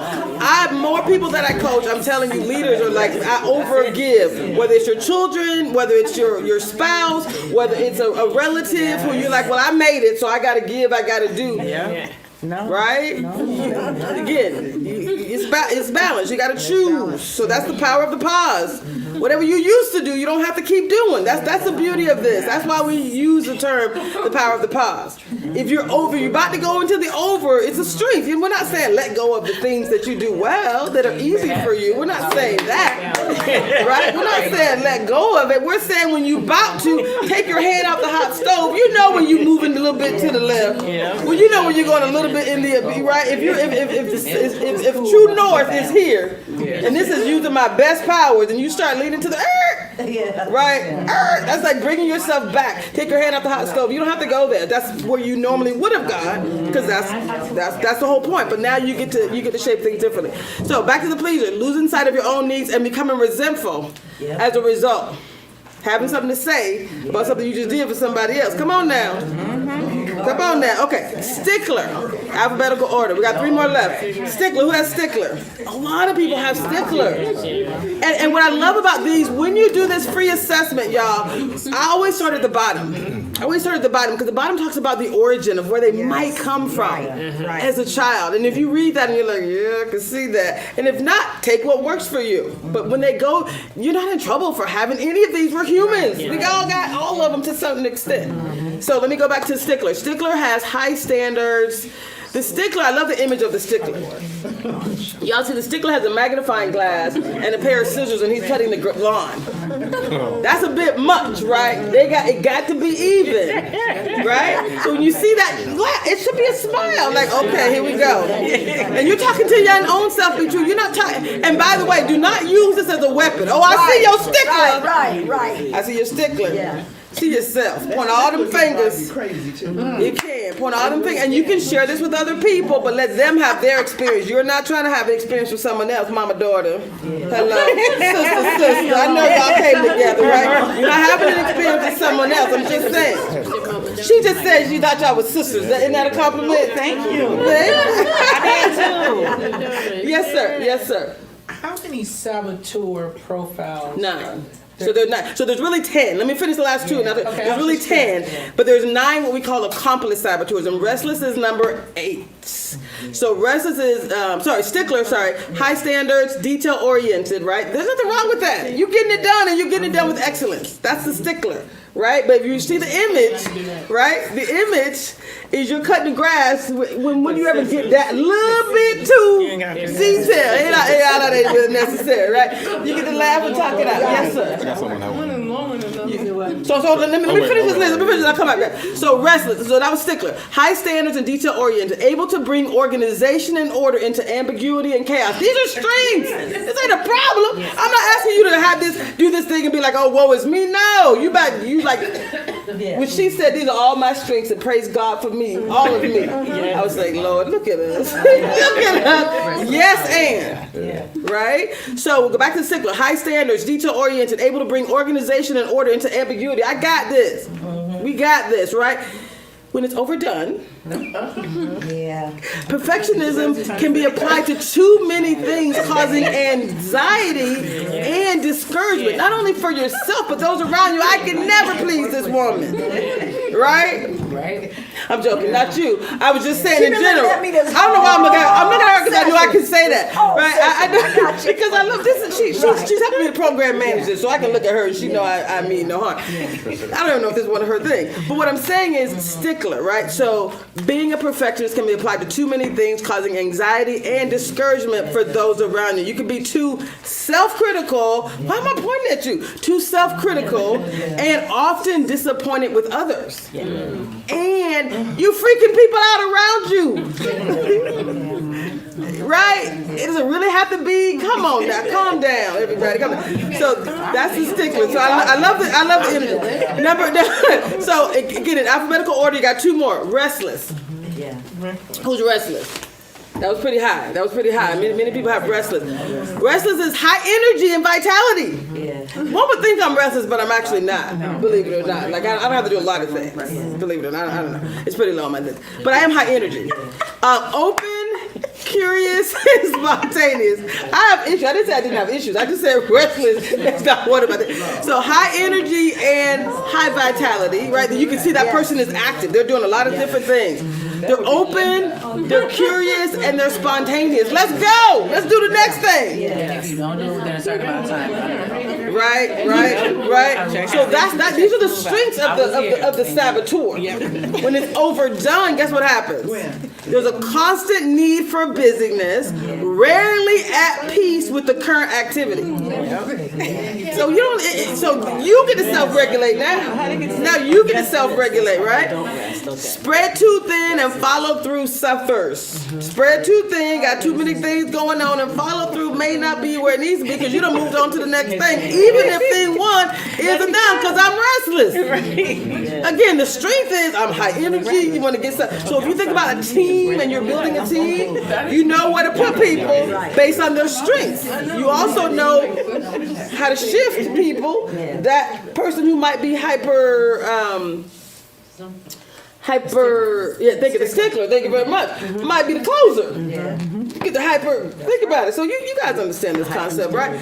So restless, high energy, but then if you're spread too thin, you don't have follow through. Last one is the victim. Anybody have the victim saboteur? The victim is sensitive. The victim feels their own emotions deeply and clearly, including difficult situations, difficult emotions. Victim is reversed. Keep talking. The way they wrote this just sounds so awful. So you get They're typical as a way to gain attention. So again, you decide what works for you. If that ain't for you, cross it out. That ain't for you, just cross it out. She done printed her results out. She ain't playing. She got a whole workbook. She got about a 6-inch workbook. That's the woman right there. She might be a stickler. No, I'm just joking. I'm joking. I love it. You showing up on it. You showing up on the mission. I was so happy when you said I was. When she said she was watching this online and had to come here. Like I got it. Watching this online, had to be in the room, had a thing printed out and everything. And if it is not for you when you read your assessment, that is just not for you. Cross out the ones that are not. When I coach people, the first assignment is 5-minute saboteur assessment. We go through and we say, so which of these elements resonate with you? Which don't? Right. You cross out the ones that don't, and we never talking about them again. Right? If you gotta be true to you so we know what to help you with. Highlight the ones that are, oh my goodness, yeah, I'm a 10. I'm a, right? Kind of a little bit, and this not at all. Yeah. So your saboteur assessment can be and should be customized for you, because this is about you and how you show up. Nobody knows this better than you. So victim, sensitive, feel your own emotions deeply. I'm gonna ask y'all to I know everybody's excited about the saboteur's last one, including the difficult emotions. So you feel yourself. You might be introspective and capable of deep and courageous introspection and self-discovery. So a victim is like, I'm willing to go deep. What also happens with the victim when it's overused, there's a continuous focus on the painful and the deflating emotions. Yeah. This thing happened, that's true. I can reflect on it. But I'm not gonna take my hand off the hot stove. I'm gonna stay there and burn through the skin, the crisp down to the bone, and I'm just gonna keep putting my hand on this hot stove, right? I'm gonna stay over here in the pain. The whole concept when I said there's 3 levels of awareness, you're trying to get healthier, happier, wealthier, and wiser. If that emotion, if that action is not gonna help you do those things, hand out the stove. You're gonna do the opposite. It's that simple. The opposite. You're going to think the opposite. So next week we're going to go into beliefs. Where do these things even come from? We're going to do some work around the beliefs, limiting beliefs, the things that actually, because again, seeing them is important. So y'all got to keep doing the work because seeing yourself, again, awareness number 1, I see myself. So use a week and I'm going to have come back. We'll come back with an hour before this live session. Anybody who wants to say, this is what I noticed about myself, right? This is what I saw about myself. This is what I saw at level 2 about how I interacted with others. Come, we'll be right here early, right? I'm just saying, we did a kind of a recap and highlights and lessons learned. The lessons aren't from me. The lessons are from you. What did you learn about yourself? And think about when you share that, and you can email me, you can put it online, put my email in the chat if you don't mind. It's all big. Tracy at itsallbiggerthanme.com. If you want to share your results, if you want to share your lessons learned, and you can't be here physically with us, but you want to share because you want to be a part of community, I will schedule one-on-ones. And I did probably about 7 or 8 this past Sunday alone. Like I was on the phone. Like, let's go. This is about us showing up for each other, right? So, victim. Sensitive, introspective, etc. Continuous focus on the painful and deflating emotions. Temperamental as a way to gain attention and affection. Did y'all hear the pastor say sometimes, you get to choose the pain. And some of us just like the pain we in. They like saying the thing, well, what had happened was my mama and them, and my brother and them, and my sister and them, right? Like, so this idea of choosing, I'm going to choose differently. I'm going to take my hand off the stove whenever these saboteurs, when the negative side of my saboteurs show up. I just want to make sure everybody's clear. Thank you so much for saying, what are the good sides? What are the strengths? They're all strong. They're all like who we are. We're amazing. Are you amazing? Yes. Do you know that you have everything you need to achieve your goals? That's right. Everything. Everything already in you. You said already in us. Already in us. We just got to choose differently. When I say your decisions determine your destiny, what does that mean to you? Power of the pause. Whatever you were going to do, hand out the stove. I'm going to do something different. It's 7:33, y'all. This was the point. This is perfect timing because this is where I wanted to get through the conversation. And anyone who wants to share any other questions, we're going to go through that as well. We're going to talk about next week and what we're going to do. But this is what I really wanted to cover during this time. We're going to talk about the 3 other topics if anyone wants to share. But this is actually your journey moving forward, right? Next week, we're going to go into beliefs. I'm a transformational coach. Debrina's a transformational coach. She does work around transformation. This is about transformation. So we're going to have people talk a little bit about their saboteurs. Anyone who wants to share, anyone who wants to say, these are my saboteurs and this is what I'm seeing or what I want to do differently, how I'm going to get better. Right? We make those declarations in this room together, and then we're going to show up supporting you. So where you at with that? How can we support you? What did you do? Right? And someone's going to hear you say it and be like, me too. I'm going to do what that pretty lady in the pink said. Right? I'm going to do what that handsome dude we got some beautiful people. So anyone who wants to speak, we're going to have our producer. And if you don't want the camera on you, but you want to share, just give him the hand. Don't give it to me. Give him the hand. And then he'll show the big room and we'll amplify your voice. Right? So I just wanted to say, first of all, thank you for each of you for showing up fully for yourselves. Are there any questions from anyone about this journey? No? So the other thing I wanted to say is every time. So that was kind of weak. I need some more energy. Yes! Thank you. This is for y'all. Y'all showed up and did some work today. Yes. Come on, this is about transformation. Yes. So your brain, let me tell you how your brain works. When your brain sees you getting excited about something, it's like, I need to do more of that. Yes. So this transformation work is not, oh my goodness. Yes! Come on. How we feeling about the work? to get better together? Yes. Come on. So are you Yes. ready to put your journey out there so that your community sees you being empowered and healing? Yeah. Are you ready? So we're going to talk a little bit about whatever you want to say about your journey. We're going to do 10 seconds, like super, super quick. You can say your name if you choose to.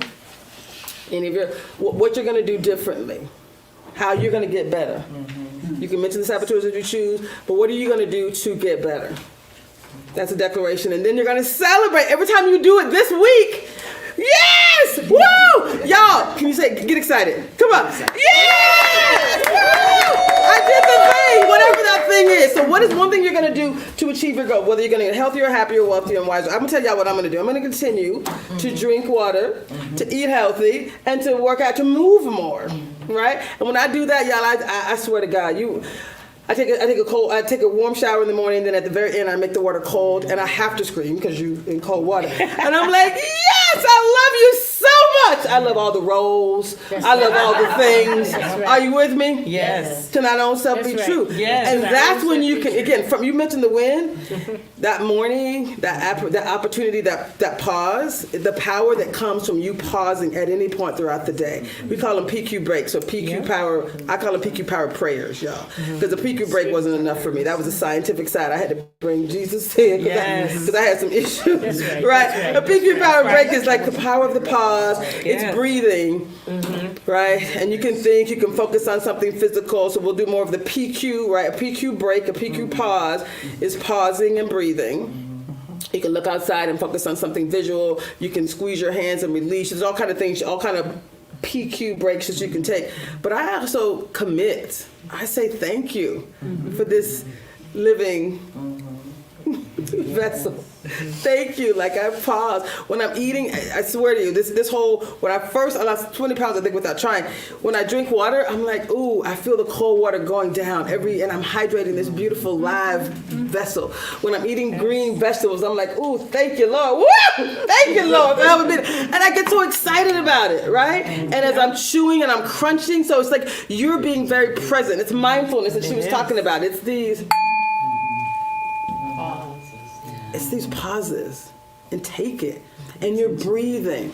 Just to be clear, when that saboteur shows up, and you're in fight or flight, just so we're clear, right? That you're in fight or flight. There's a thing that's going to happen. You're triggered. You're about to go where you don't want to go, where no man has gone before, right? You're about to go there. You're about to make a decision that is not aligned with your goals. That's what saboteurs do. They show up. They lie to you. They take you on a path that is. It's a neural pathway that has been grooved in a little deeper than the one that you now want to do. So the way you use neuroscience to your benefit is you do a thing that is the opposite, that is aligned with what you want, and you celebrate and you say, woo, I chose vegetables today. Yes! And it's, your body's like, okay, I see you. I want to do more of that, right? So we're going to ask each of you, what is the one thing you're going to do to get better, whether it's healthier, happier, wealthier, or wiser?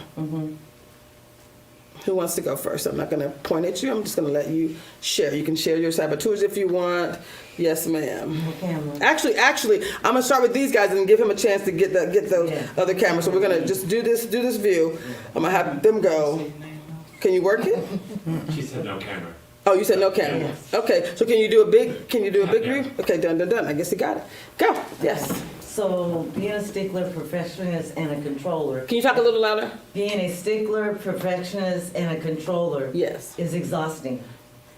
So what I'm really working on is stepping back and letting others do. Because, for instance, your child may not make the bed the same way you want them to do it, but he made the bed. Keep it moving. Yeah. So even if I have to leave the room. Yes. And I'm starting to feel better about that. I'm starting to feel better about that because it is hard work. So if you take 3 breaths, again, it's 3. This is what the Navy SEAls do. If you need a few more, feel free to do that. But when I say you're in fight or flight mode, when you take 3 breaths, neuroscience, you're bringing the control back to your prefrontal cortex, right? You're not reacting. You're now actually able to make a new decision. So it's 3 breaths. Let's breathe together, shall we? practice. Breathe in. And you do it to whatever speed works for you. That's the power of the pause. Do it again. Breathe in. Whatever feels good for you. In the moment, you're smiling. Ooh, you're so excited that you didn't go down this saboteur path, right? How exciting is it? Yes! Every time you don't do something that you would have done, celebrate. Your brain's gonna be like, I see you. Yeah. You want some more of that, right? Yes, I see you. One more breath. And I promise it, 3. If you need some more, feel free. But if you could just do 3, you can do them in the morning. You do it throughout the day. I've done this master's coaching thing. We had to do 30 minutes. Not had to do. We chose. We invited ourselves to start with 5 and 15. By the time we got to 30, it's like, bring it on. Bring it on, because your level of that. Remember that force field he was talking about? Think about a force field that's here. Bullets can take you out. Right? Think about not having a force field at all. But as you breathe in the morning and breathe in the afternoon and keep breathing, and in the moment, you know you finna, before you even go check the bed. Do you even have to check the bed? Do you have to check? You're gonna tell them and you're gonna keep it moving, right? So each time you do something, that force field is getting higher and higher, thicker and thicker, more profound, right? And so if you think about it, that's what you're creating for yourself. So it is not, this transformation is real. That's why we call it empowerment and healing. You literally get to create the life of your dreams. The power of the pause. It's so simple. So it's really not difficult. And it's funny because the guy wrote this book called Positive Intelligence. And again, there's a deeper level of this experience. Free. Again, we get to bring this into community, right? But there's an app where you can do some daily work. There's some stuff we're going to share with you that's just free. We're going to put it out there so you can see like 30 days worth of breathing. We'll share that actually online, and we'll make sure everyone has access to it. Meditation, breathing. Another church did the same work. So it's out there. Breathing, reading, these are things that's the force field building. The more time you do it, the stronger it is. The more the transformation is happening. You're creating new neural pathways. It's that simple. So each of you, I'm expecting y'all to come back. Tell us what you're gonna do.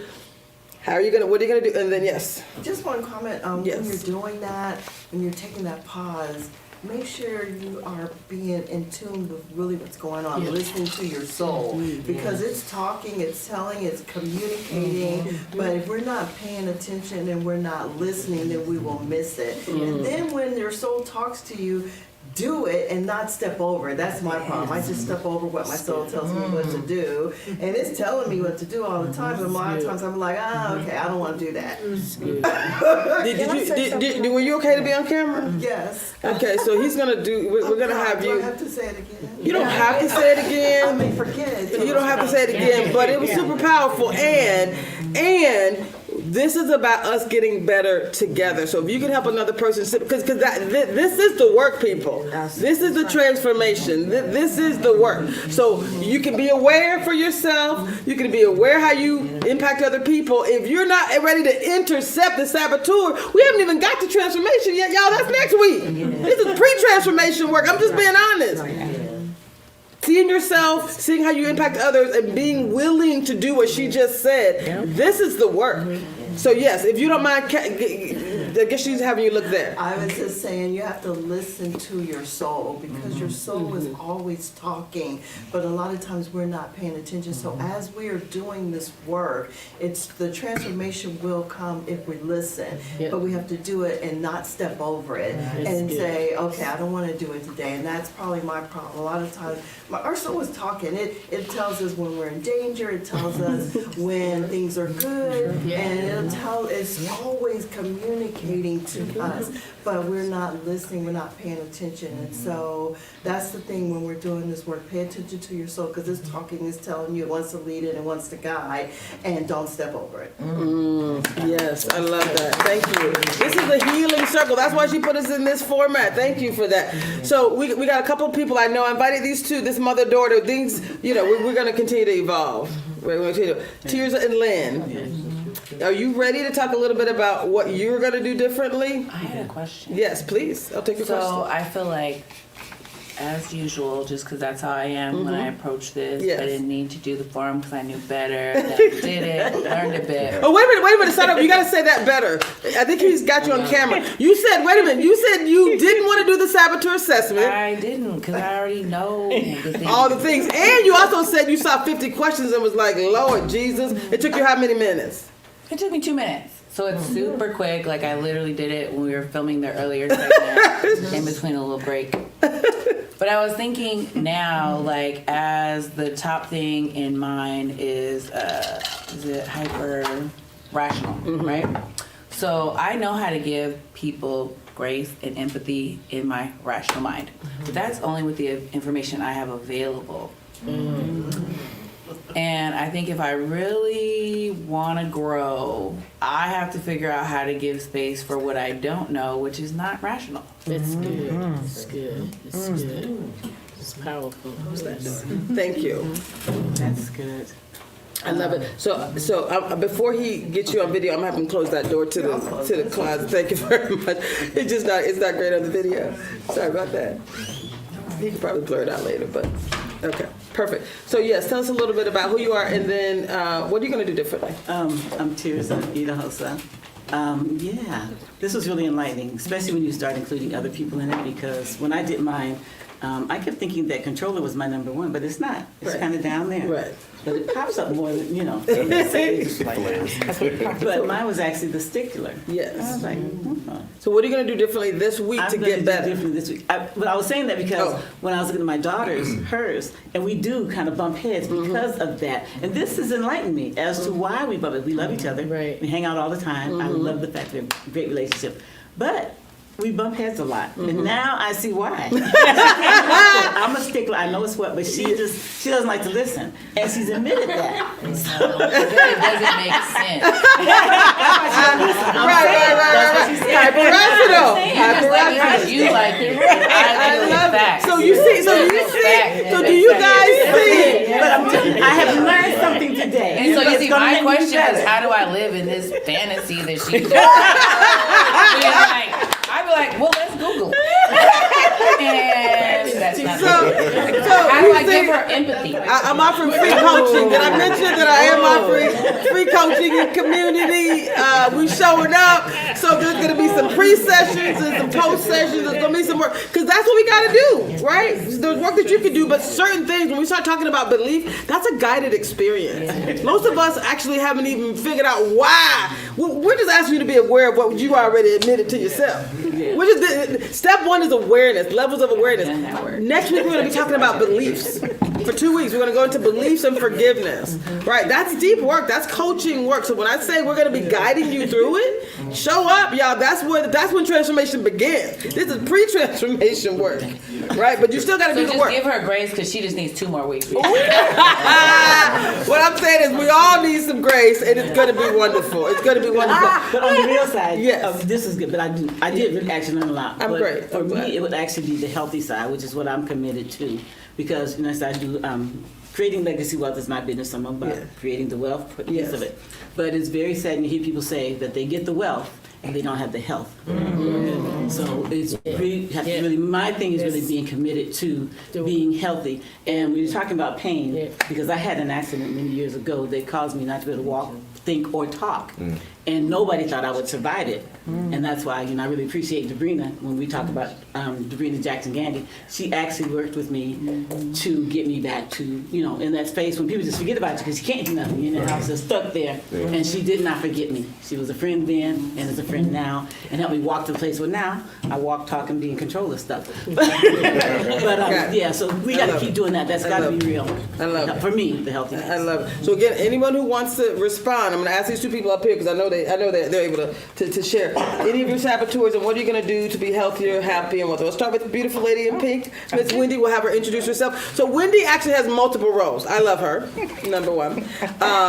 She's part of the National Black MBA Association's leadership team. You've kind of been a part of our team for a while.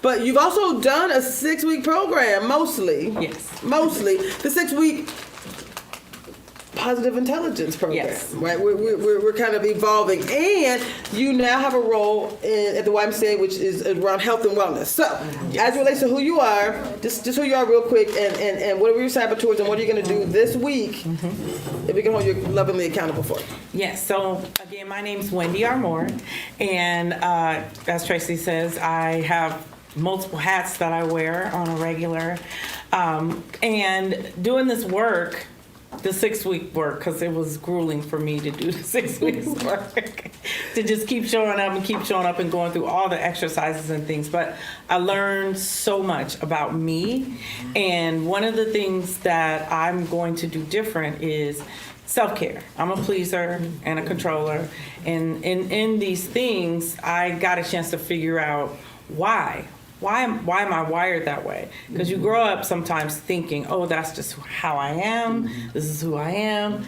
That's not necessarily correct. You create your monster, your everything. You create that through your experiences. And I learned that. And one of the things that helped to heal me was speaking to the young Wendy, the little Wendy, that every time she say something, because she got to be extra loud, extra on everything, I suppress her. Be quiet, girl. You too loud. You too much. You too big. You too everything, right?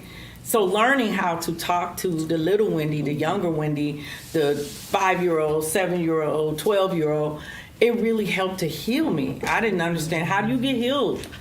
But for me, that was speaking to the younger me and being able to give voice to the younger me. You'd be so busy suppressing so many parts of who you are on a regular, then that becomes the fabric of who you are, but it's not. And it's a lot of lies you continue to tell yourself. And then you hold yourself back with the lies that you tell yourself. So I have transformed in some ways, and self-care is the area that I continue to speak to and work on for me. And what that looks like for me is not doing everything for everybody else, husband, kid, friends, mama, daddy, everybody, and doing more for me. And I had to learn and figure out, what do I even like? I'm 55, and I had to do soul searching to figure out what I like. That seems ridiculous. You don't know what you like? I really didn't. I didn't. I never took the time to figure out, what do I like? I jumped on everybody else's bandwagon. Oh, that sounds good. You like? I like that too. Oh, you like? I like that too. But what do I like? I've learned. Some of the things that I do is I really like taking baths. I really do. There's something about being in that bathtub by myself, singing and talking and doing. I like baths, so that's what I do. Yeah. Dr. Carter doesn't think I'm going to invite him up, but I actually am. So if you don't mind, I'm going to end with you. So just as much time as you want to get up here, we're going to get the camera on you. I have to. You don't really want to? Sometimes when I speak less, people speak more. Yeah, I'm going to let it ride. I'm going to let it ride. But next week, he's all in. Next week, he's all in. So we do have another handsome gentleman who's part of the National Black NBA. Would you like to share a little bit about your saboteurs and what are you going to do to get better, to get healthier, happier, wealthier, or wiser? Yeah, so I'll just read off my top 4. So my name is Edward Nubens. I'm the CEO and founder of Motivated Life. I do a lot of different things. I'm a part of the National Black NBA Association. I have a media company where I help the Breakfast Group and other clients of mine, and I do a lot of consulting for small businesses, nonprofits. With that all being said, I'm also creative, so I love just idea generation and what ifs, and so I work with a lot of people with their what ifs. With that being said, I'm also a controller. I'm a controller. Wow. Yeah, I know. But it started from a childhood, and I knew I've identified why it happened, where it comes from, and also the positive and the negative side of it. And understanding like I can be a little too much on this end. What I've done to alleviate that is also to empower other people. But when I give you the information, that's on you. I told you what to do. You came to me for a reason. I gave you some information, but it's not my job to make sure you do the work. If we can work together, I can assist you, but it's at a limit because just like you, I'm healing my body. I came from a car accident and other things that was affecting my body that I'm still trying to deal with. And I'm like, I have to do self-care is my priority. It don't matter if it's family, friends, it don't matter who it is. And a lot of times, I've lost some relationships because of that, or they kind of got pushed aside because I'm focused on my thing. And I'm not letting you, I have a huge filter. I'm not letting you in. I'm not allowing that energy, whatever that is. I can assist, I can listen, but then there's a cutoff. And so for me, it's just understanding, where I want to go. I have a lot of goals that I'm working on. And the only way to get there is I have to do most of the work. I have people who are helping me. I work with Debrina Jackson-Gandy also. We do a lot of consulting projects. And so I surround myself around people like you guys. Good energy people, that's my priority. It's like, if you don't have the good energy, I filter you out. You want to be around me anyway. You won't even know. Because I've already identified the aura of who you are. When I walk into a room, I understand where I'm at, and I'm very in tune with understanding my environment, so. I love it. Thank you so much. So, did you say what you're going to do? So what I'm going to do. Help me lovingly hold you accountable. Yeah, I've already started the process, but to speed that up is really cleaning up my space, the clutter around my house. I'm clearing up all that area. She knows, she's watching me do my stuff. So she's my HOA president also, so she lives right behind me. And my whole neighborhood knows I do a million projects. And they're all like, this guy's like Sanford and Son possibly. So, with that being said, I've been purposely making sure I finish all my projects. Because I'm one of those people that I do DIY everything, construction, I do consult. But I like to get to like 90%, and then I'm on to the next thing. And I'm like, okay, let me focus on less things and finish those things, and I can move on after that. And so that's been the goal, and it's been working. It's been working pretty well. Is there any project that you're working on in particular that you're gonna finish? Yeah, so my whole townhouse, I did the remodel, did everything, but like I said, I had a car accident. I couldn't do all the work, so now I'm finishing it up, and I got a box truck that I'm taking tomorrow to get redone because that was one of my goals 4 years ago. But I'm getting all these projects done, but it's becoming, it's happening faster. I got good clients like Dr. Carter. It's just working with good people. It allows me to focus. I don't have to do as much. I can kind of step back. I just told Dr. Carter the other day, I read through the breakfast group profile. The people in that group are ridiculous. Like, they're super smart. All these accomplished people. And I'm sitting back like, I'm the dumb one. Okay. Which I actually like. I'm learning from everybody else. I don't have to do as much because I'm in good hands anyway. I'm just part of the solution. I love it. Cassandra, I know. So anybody else who wants to share, get ready because we want you to identify saboteur and what you're going to do differently. And I know we got some amazing people here. So by all means. So it sounds like. Did you want to say something? Ruben, it's going to be hard for us to see you unless you come up here. I think you should come sit right here real quick. We're gonna have cycle people in here real quick. While he's coming, we'll go to Cassandra. I did the saboteur assessment several weeks ago. There were no surprises. There weren't. I shared with Dr. Tracy. Yeah, there's nothing in here that surprises me, and so I also having just seen the results and understanding that, yes, I'm restless. There's reasons for that. Yes, I'm hyper rational. There's reasons for that. Yes, there are reasons for it, right? Stemming from childhood trauma, adulthood trauma, all of these things. The role that I serve, I own a business. If it's gonna fall, it's because I didn't do, because I'm responsible. You understand what I'm saying? So. The reality for me is I've come to love myself. Yes. I love everything about what I've learned about myself, right? And I don't ever want to be that person that has to be in a situation where it's so painful to stay the same that I have to change. I want to change when it makes sense to change. You know what I mean? And so that's what I am walking into this with, is that, okay, there's always opportunity, right? And I think Dr. Braxton said it, you said it. Everything, God gave me everything I need in this moment for this moment. Yes. Because I don't know if I have after this moment. Yes, that's right. So whatever impact I'm going to create is going to happen in this moment.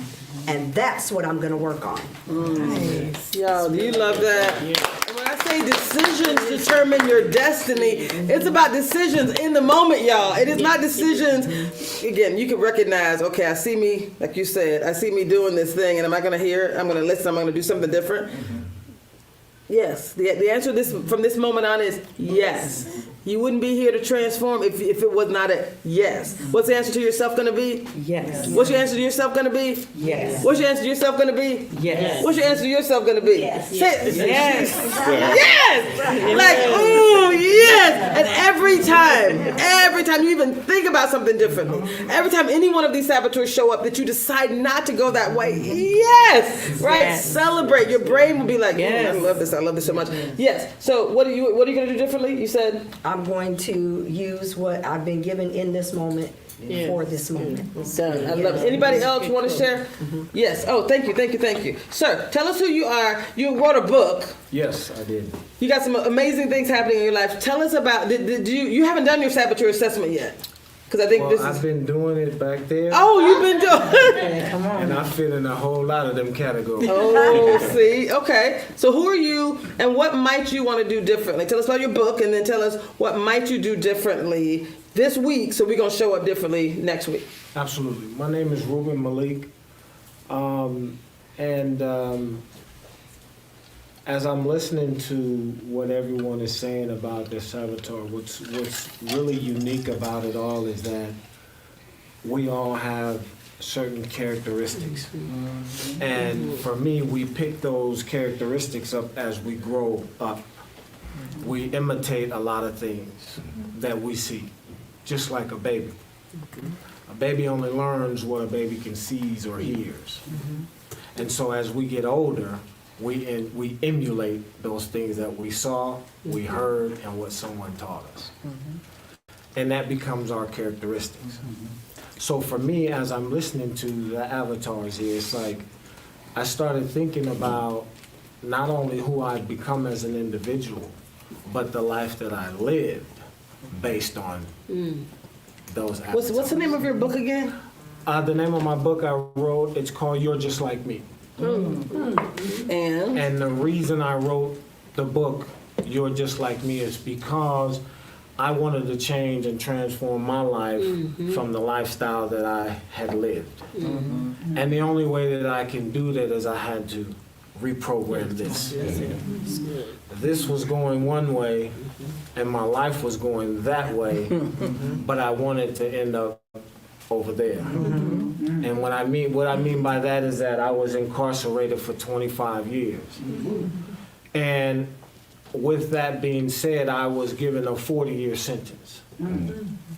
But I realized that transformation had to happen in order for me to see freedom again. And so I had to make a choice.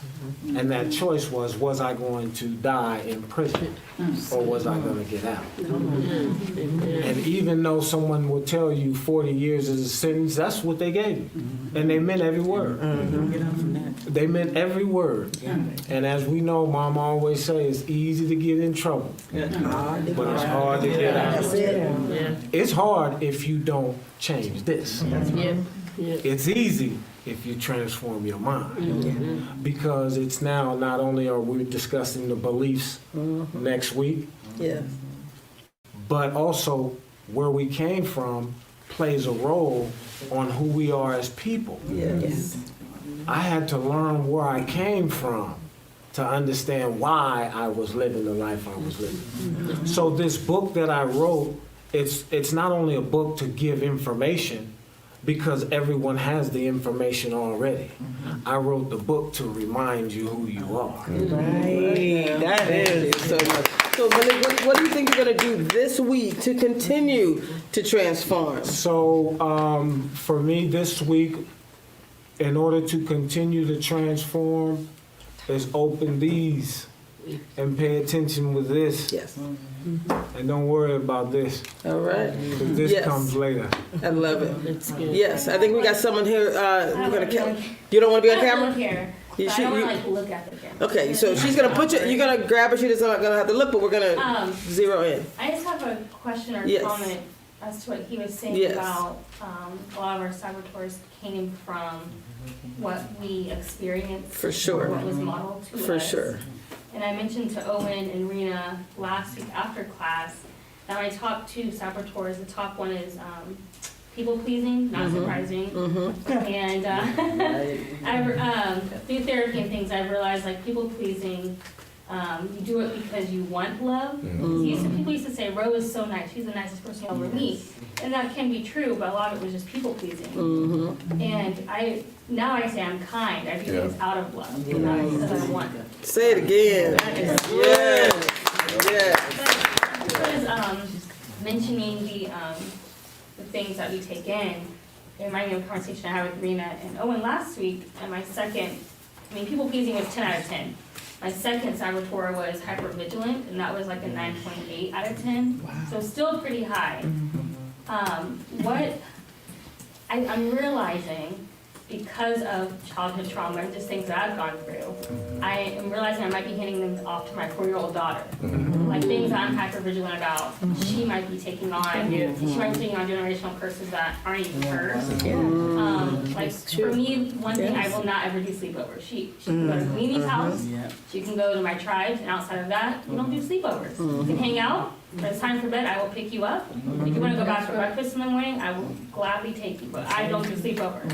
Just because of what I went through. And, that's protecting her safety. But what are some other things, with me being hypervigilant, might I be passing on to her? Like, for example, we were at Costco. I was like, come on, Ava, get in the car. And she said, I didn't mean to say her name on camera. And she said, yeah, you gotta hurry up. We don't want, we gotta stay safe. And I'm like, 4-year-old really shouldn't be internalizing these things. Right. So maybe these are things that we will talk about later, but when it comes to saboteurs, ways to be aware of them, but not also hand them down and make them generational curses that aren't our kids to carry. I love it. Thank you so much. I love it. Thank you so much. Does anyone else have something they want to share about who they want to be and what they're going to do differently this week? I think I'm the last one. Yes. So for me, I said to practice picking my pain. And last week, I believe I talked about building the habit of letting go. So I did that pretty big. I resigned my position. Wow. And it's really from the perspective of just to live, life went live at that point. Where you just say, okay, let's, and I'm not concerned about finding the next job. And that's not to be in the clouds or anything. It's to say, as I talked to my mom yesterday, to pursue the work of my life. It's beautiful.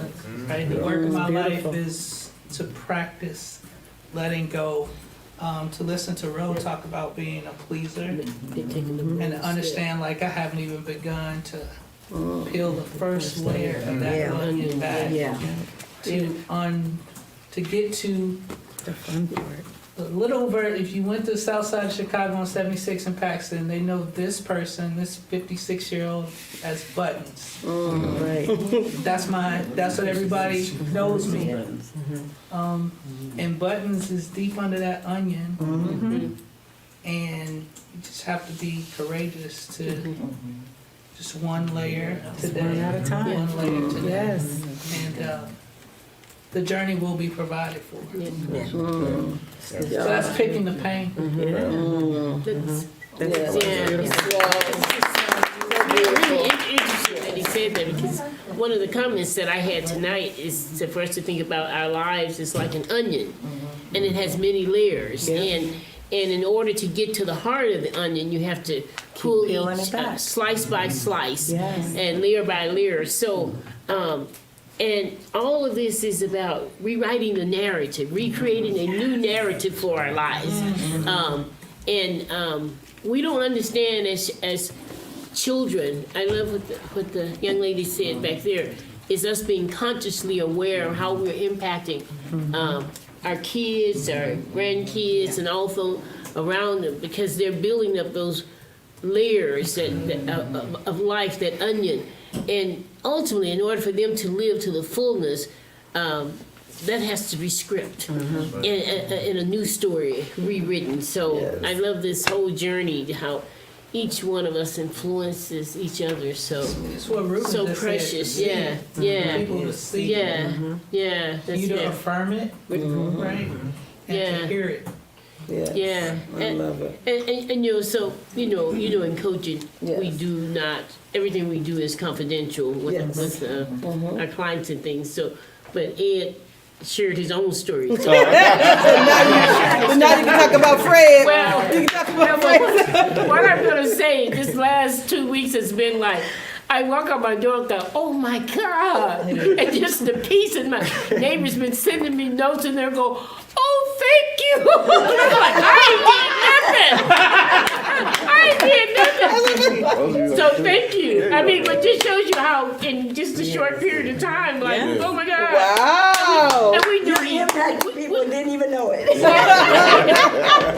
But he had some, like he said, he had some medical issues. But I just that whole spirit. I mean, just you know, it just like warms my heart. So thank you. So basically, what you just said is everything will transform, right? Everything will transform, right? You get to create the life of your dreams. Any final words, y'all, as we end? Any final words as we end? Thank you, Dr. Carter. We're good. I promise you, we're good. We're good. Thank you. Does anyone have any final words? Yes, I just want to say thank you. Thank you for all of you for having me here. You know, today I really appreciate it. I'm grateful. You're beautiful people. You're doing a lot of things. Thank you. For those that are watching online, we will be back. We're going to show the flyer for next week. We will be right back here, y'all. This is a journey. So next week is a holiday. So she was like, "Oh, y'all coming here on the Monday the 25th?" So I'm going to ask the question.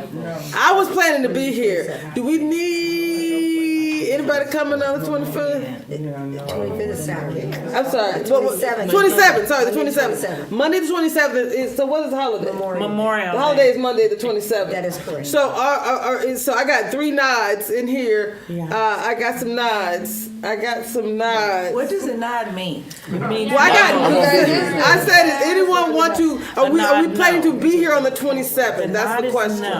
So they're shaking their head. Grilling, right? Good. So I'm just asking the question. So will not be here. Show of hands, maybe. So show of hands, if we're on, you don't have to physically be here or online at 6 p.m. Would that work for you over the holiday? And put it in the chat if you're here. If you will be here. If you would be here online or in person on Monday the 27th, even though it is a holiday, at 6 p.m. If you will, in person or online on the 27th at 6 p.m. So we're going to do a deeper session. It sounds like we're going to do a session. Nathan, are you going to be here? So my videographer, he ain't here with none of us going to be here. Put that out there. But if he's showing up, I'm showing up. And so what we will do is we will absolutely do a recap. We will absolutely do videos of anyone who can't be here. You guys can email me if you say you want to bring your voice in. We'll do your accountability in advance. I will create a little thing for you to be able to put your voice in, even if you can't physically be here. Because transformation don't get a holiday. Sorry. That's true. Transformation don't get a holiday. No, I'm just joking. I'm joking. We get to show up. So Songs of Black Folks is critical. It's very important. So we will be here. We will continue to move the work forward. I think it's critical that we do that. We will also create recordings. It'll be online. You'll be able to watch it and do the work. Like I said, we will engage online. We want you guys to engage. Tell us what you're doing throughout the week. And so we're going to continue the transformation. The work will happen. June 3rd, when we will definitely physically be back here, we're going to actually do more work around belief and forgiveness. It's going to actually be in the sanctuary on June 3rd. Y'all, right here at MLK. So we're going to bring in both the science. Debrina's going to do some work around forgiveness. We're going to do some things that really are going to create a space. We said we want the science and the spiritual. So join us right here at MLK. We're going to be actually not in this community room. We're going to be in the sanctuary. There's going to be some work happening that will be deep. So we're going to start at 6 o'clock with the new work. I am next week going to, on June 3rd, I'm going to show up an hour beforehand for anyone who wants to go through. We'll do the recap, we'll do the highlights, and so we'll do the lessons learned. So if you couldn't be here this Monday, we're going to make sure you get the highlights, but do the work. Keep doing the work, keep working it, and it will work for you. That's all we wanted to share. Can you show the flyer real quick? The reason I wanted to share this flyer, this is kind of a new version of this flyer. If we can zoom in, I don't know if that's possible. But what I love about this is we did some work in August, right here. And this is the Martin Luther King Jr. Memorial Baptist Church. You see that? Thank you. Zoom, zoom, zoom, zoom. Do the top half and then the bottom half. Maybe you could do it like that.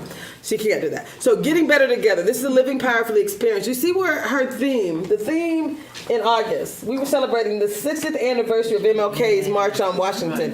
And what did you say? The theme was Dream Unfinished. Yeah.